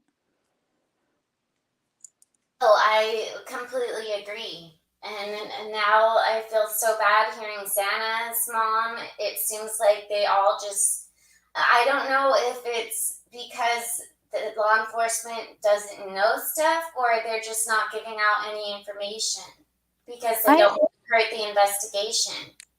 I don't know. Zana's mom kind of sounded to me like it was more than just law enforcement, don't you think? I don't know what kind of relationship she has with Xana's father or Xana's sister by another mom or dad. I have no idea. Because I think Xana was the only child of her dad's, but it sounds like maybe her mom remarried or something and had another child, I would assume, because she didn't want to speak for her. So I don't know what kind of relationship she has with them, but I don't know, because she's like, I haven't found out anything. And she finds out on the news or whatever. And that's heartbreaking to me. But, I do have to say this. Okay. Am I the only one, or did her voice kind of remind you of Amanda, Debbie's daughter? No, I could see that definitely. My brain just went back to her every time I heard her mom. I was like, my gosh, she sounds not that there's a conspiracy or anything. It just hit me. Wow, she really sounds like Amanda sounded, and it was just heartbreaking because I really felt like Amanda was hurting, and you could just hear the pain, and I could hear the pain in her voice too. But it just the tone kind of reminded me of her a little bit. you could like hear the pain in her voice so clearly. It was heartbreaking. I got an email. I don't know if the person is here now. I don't know if I should. I don't know if they want me saying their name or not, so I won't. But they said, Valerie, I'm listening to you right now on your first YouTube video. I have some questions for you. They want, and if you and your chat can address it. So they sent me a screenshot. It's the Venmo with Ethan, and they want to know if we think that here. I'll just bring it up. Hold on. So they attached the screenshot of Ethan and I think they meant Jack. Yeah, Jack K. They want to know where they think this was at when they made this transaction. At Sigma Chi or Sigma Chi, the bar, park, some random place at the specific time, the time gap where law enforcement is trying to find, and what it was like possibly for. So I'll share that with you, and then I could ask the question again. So someone sent me this email, and they have this question.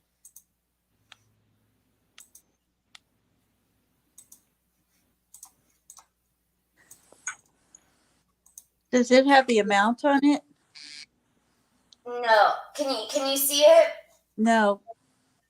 Oh, really? Now I can. Maybe my TV's just a little bit behind the rest of. Yeah, I see him. Okay. So again, they said, Valerie, I'm listening to you right now. I got. Can you zoom it in though, maybe? Oh no, that was way too much. That's it just says Ethan Chapin paid Jack Kadovich at 11:40 p.m. So the night of the murders. So November 12th, they were killed after that, a few hours later, and it says thanks. So again, they said they want to know where we think this was taking place. At the fraternity, a bar, park, some random place. And if that was maybe the gap where law enforcement is trying to find. What are your guys' thoughts on this? I think law enforcement would have already had this.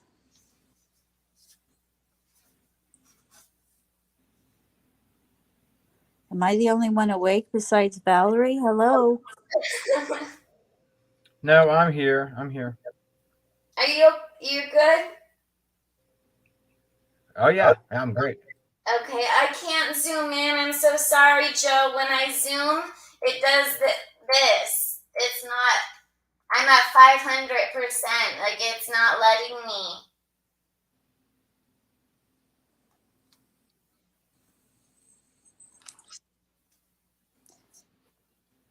Yeah, okay. So LibTom says, yeah, Jack K was just paying Ethan back.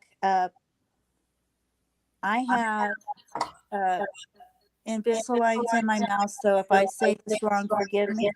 But posthumously,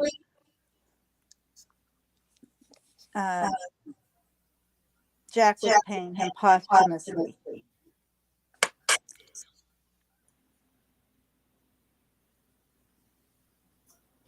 Zana, yeah.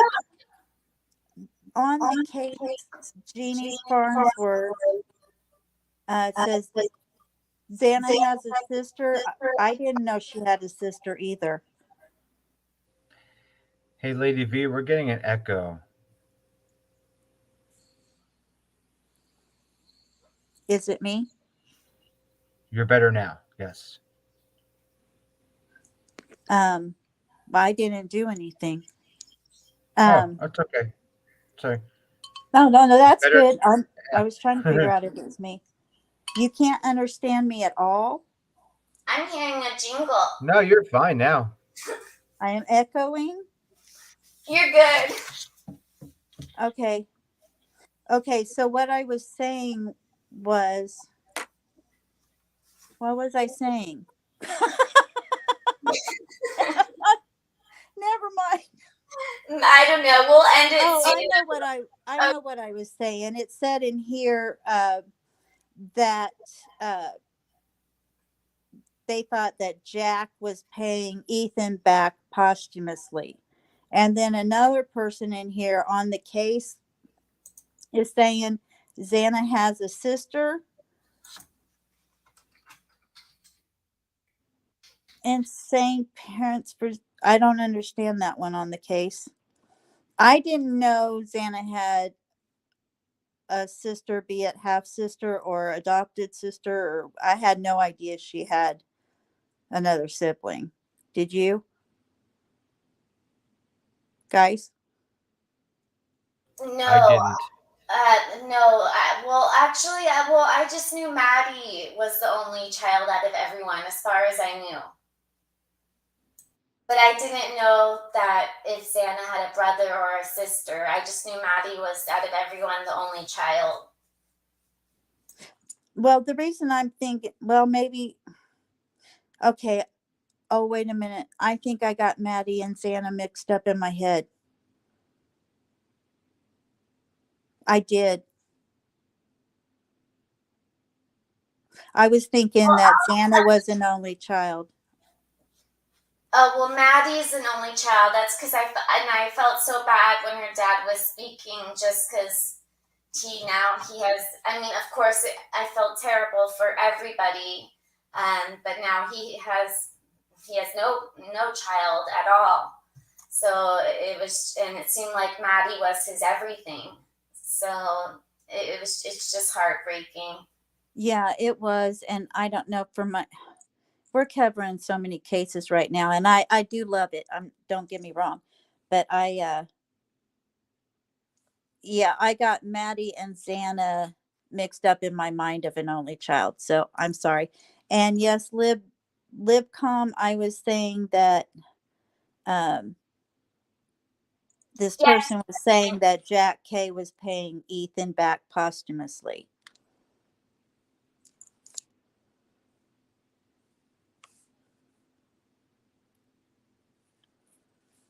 Did he pay? Yes, peppermint tea. So he put $6 in all of their Venmos. That's just the weirdest thing to me. Yeah, I know. That's what I was saying. That if you can only do like $5, or I mean, if you can't do 10, put 5, right?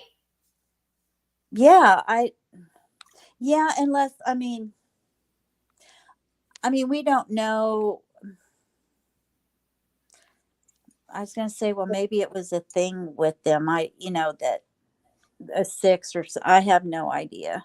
You know how like in Kylie's thing, 17 was like a special number to them for whatever reason, Yeah, it was from a hip hopper.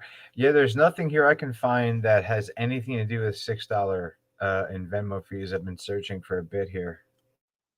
That's just weird.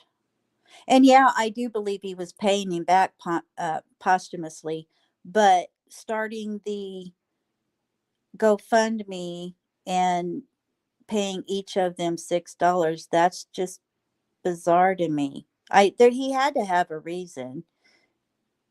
Even if it was like okay, let's say he started those out of guilt, okay? But then he's like, well, let's say he had something to do with it. He started that out of guilt, and that was just kind of a snub, like, some people are just weird. Some people, like the other night I was talking to Jim about this, where people will do stuff weirdly just to kind of draw attention to themselves, you know? Oh no, And I completely agree, especially when it comes to these cases and stuff. I just wonder what it means to him. I mean, I just wonder why he did that.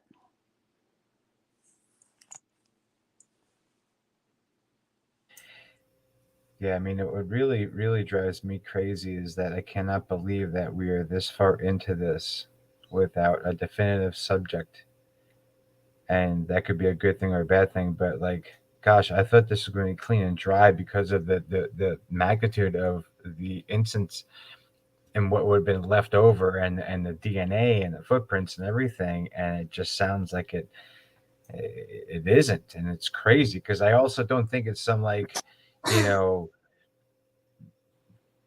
Tyvek clad ninja that runs in there and kills everyone, then sweeps it off and throws it, and it gets taken away by a balloon. I don't know. It's crazy. Yeah, I understand what you're 20 saying. days, huh? Yeah, I hear Joe Hart at PWD says 20 days this has been going on. Oh my gosh. So we don't know how many times they were stabbed, but I have a feeling it was a lot more than 6. Oh Yeah, I my do god. too. There was a comment that said were they stabbed 6 times, so I wanted to address that, but I have a feeling it's going to be a number that's going to be a very overkill amount. I Right. could see 46 on one body. And It's oh, go on, sorry. No, just gonna say, like, if we're thinking targeted, and who knows, we don't know who the target is, but I don't know if it was all 4, which would be a pretty vast target, but 1 or 2, whichever one was the target, you're gonna see more stab wounds, and you think about that too, and I mean, it's hard to think about if you're gonna take a knife and go. It adds up pretty quick, and I think that might be something that, in the end, unfortunately, as disgusting as it is, it hopefully helps move towards who may be the perpetrator because of that, because it was different than the other 3 people there. Hey Val, if you want to drop the link in that back chat here, I can put it up in chat if you want to. For what? Your Venmo. Oh, I feel so silly doing that, but I don't even know. I might. We'll see. Okay. Do it. Do it. I was gonna say the same thing though as you though, that I feel if there was a target, they're gonna have for sure the most stab wounds out of everyone. So say that one has 10, another has 7, another has 6. That person's gonna probably have like 40 or something. Yeah.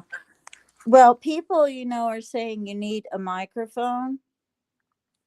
So you might want to drop your Venmo. Yes, I have nothing right now. I need to. I was gonna wait to talk about that until after the live ended, but yeah, well, I can give you some advice. Okay, thank you. Hey, you guys in chat, you guys have been absolutely awesome. And Linda said, can you read the chat and talks? Oh, wait a minute. Lady V, you can read the chat and talk, so that is half the battle of you running your channel. Oh, we're ready for you. Oh, Lord. I didn't know that's what that was going to say, but thank you. You guys have been so awesome tonight. There's so many people. We've got, well, by my count right now, we've got 282 likes and 306 people in here. So if you guys could get her up to everybody in the chat, I know she would appreciate it, and it'll get Valerie out there and to a wider audience quicker. So if you guys could just take 1 second, it's free, just to press that like button. I know that Valerie would appreciate it, and she's too sweet to ask you to do it herself. So far. Thank you.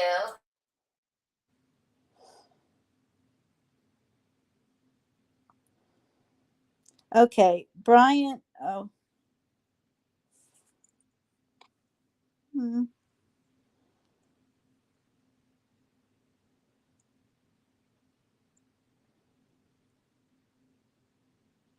I was just. So, what do you guys think? Okay, let me ask chat. What do you guys think? Should Miss Valerie go ahead and give me the Venmo so I can put it in the chat, or not? I guess we'll find out. NorCal Gym 1. Put a 1 if you think she should put it in here, or 2 if you don't think so.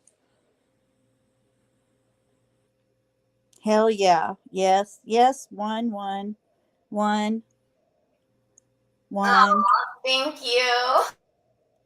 So you need to put it in back chat so I can put it up here for you, hon. Okay, let me get it. So entertain people while I get it. Thank you. Oh my goodness. Lady V, you know how to entertain people. Well, I try. I just don't like silences. Let's let Jim entertain him this time.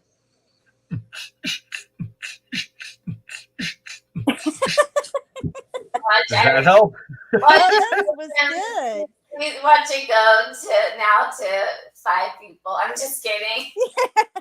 Yeah, right now it's going to go to all 2s. They're like, forget it. That was really good, Jim. Have you ever heard of that one group, the Protonics or whatever, that they do all the music with their mouth, and they are a cappella singers, and they are. Yes, I know the name you're saying, and I've actually seen them live, but I can't remember the name right now. But yeah, it's pretty impressive. Yeah, it's something like that. I just found my aunt just sent them to me the other day, so I'm sorry I can't remember their name properly, but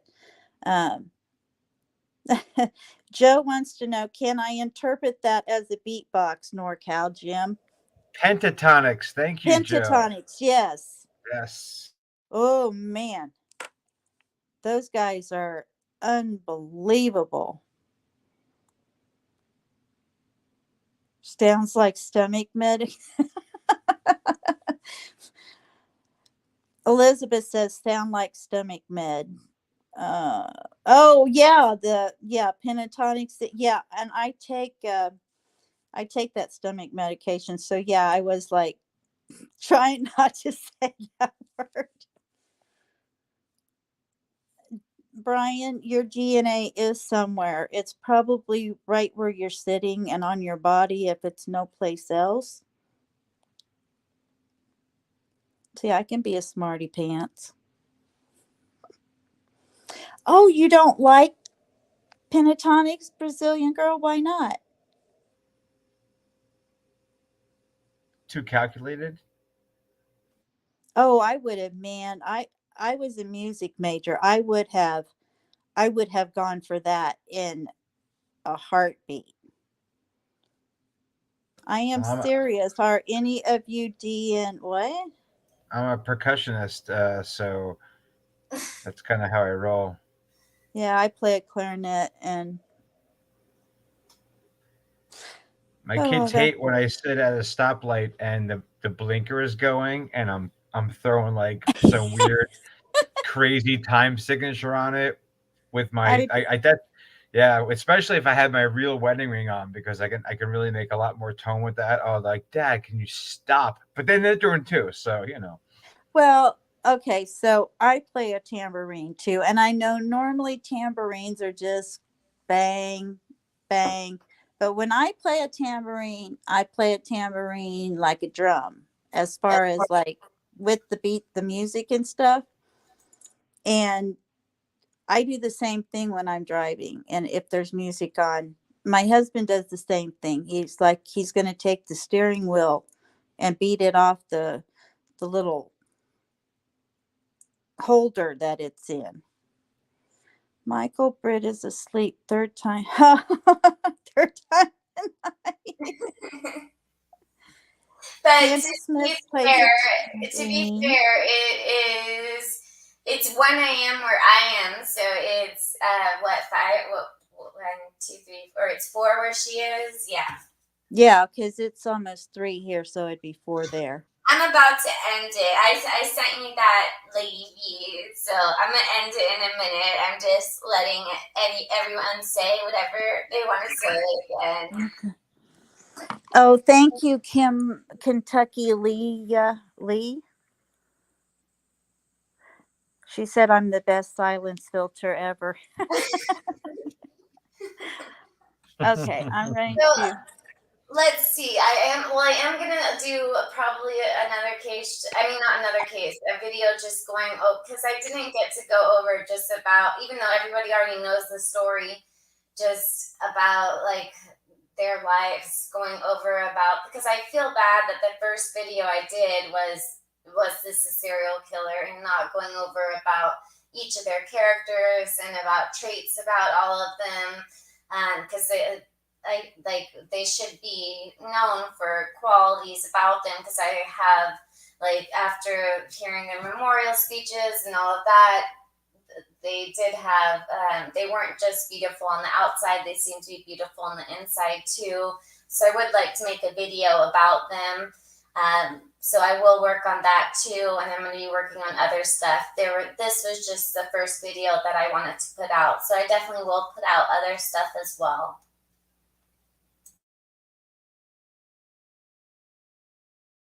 And you'll see me on Britt's channel.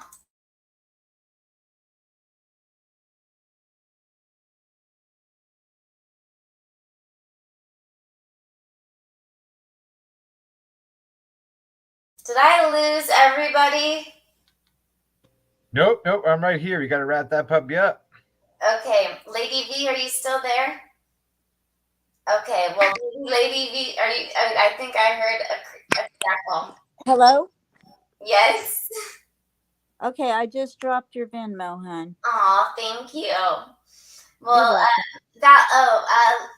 do I have sorry, okay, now I'm probably highlighting the wrong comment. I do not have a Discord at this moment. I mean, I'm on Discord, but I don't have a Discord for this. Your channel. Yeah, not for my channel. So unfortunately, not at this time.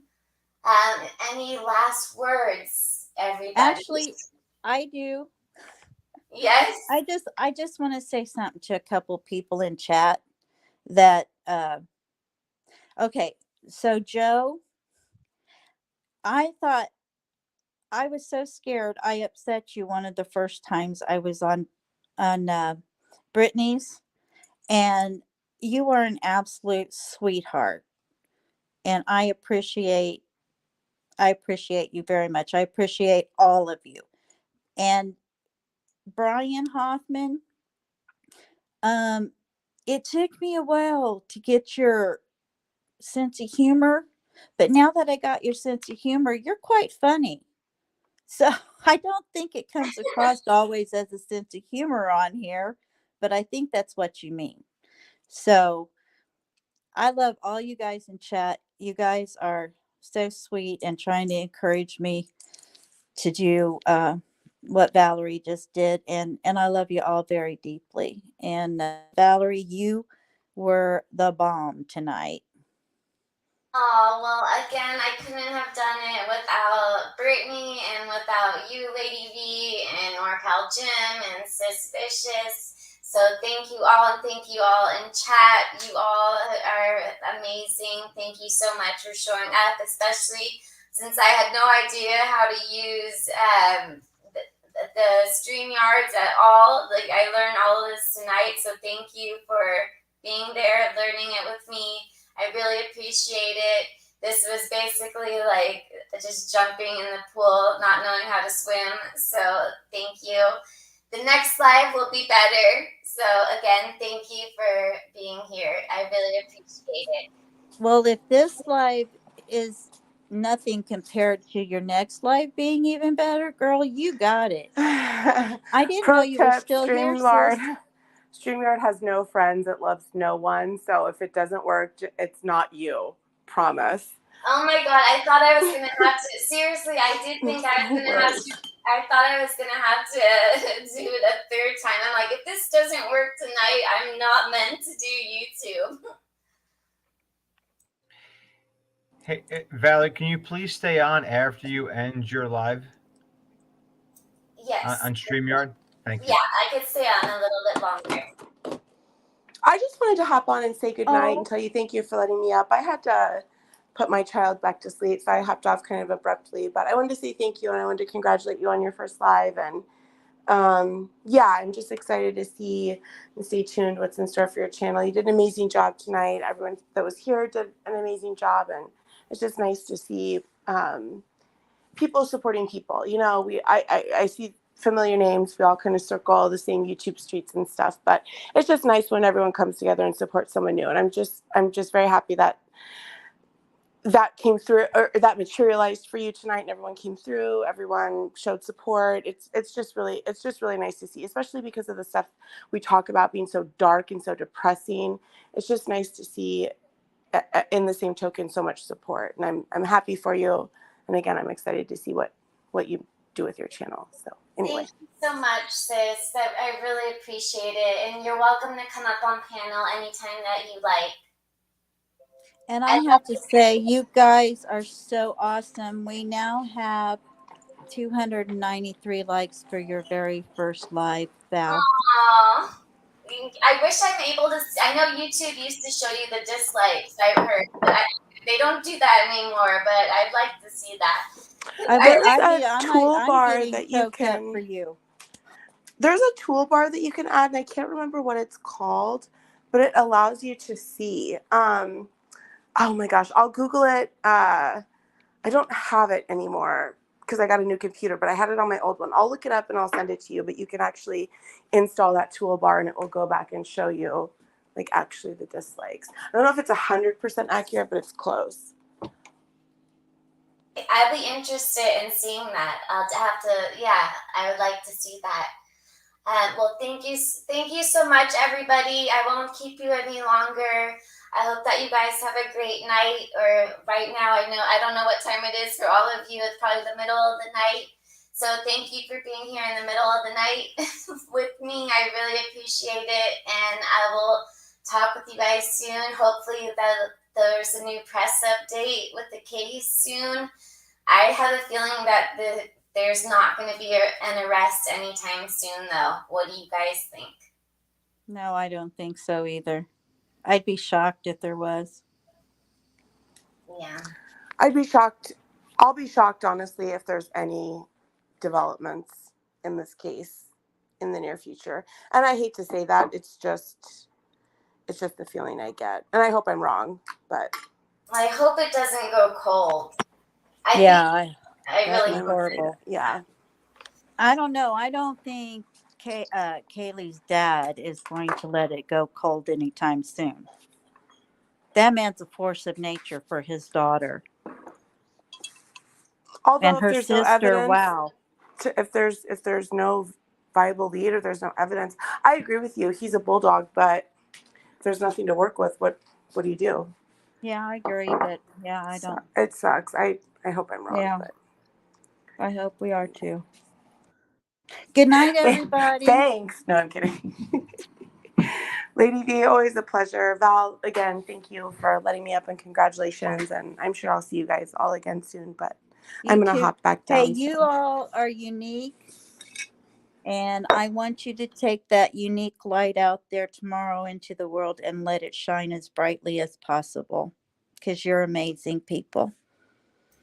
I'm trying to delete my own comment and I'm not able to. Can a mod delete my comment? I don't know. Which one? Your last one? No, because I messed up. I can't. It won't let me. Well, I was trying to say thank you for being here. You guys mean everything to me. Your support means everything to me. So it's all screwed up, but hopefully you got the point. That's what talking for many hours and chatting, and my brain's not there now. But yeah, so now hopefully I could delete that later because it's all messed up.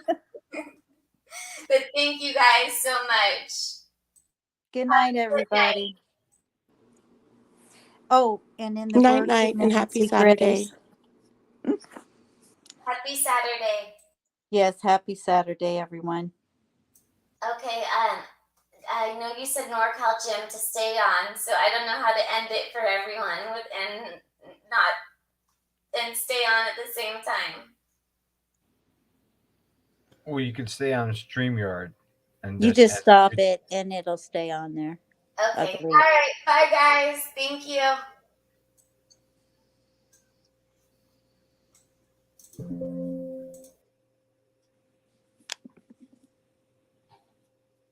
Uh-oh.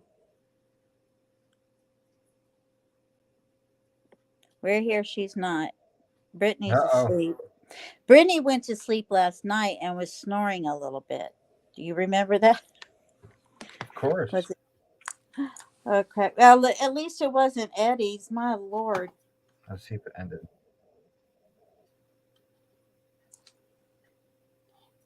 I hope she knows she's All got right. to just click that link and come back.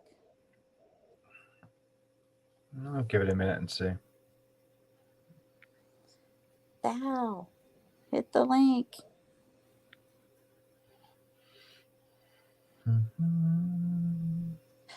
I'm sorry. Sorry about that thing with Pointer Lover. I think she misunderstood you. We're still live. Are we? Well, I still think. think. Well, no, no, we texted it out. I guess how you call it. It's all good. Yeah, it's no worries. It's all good.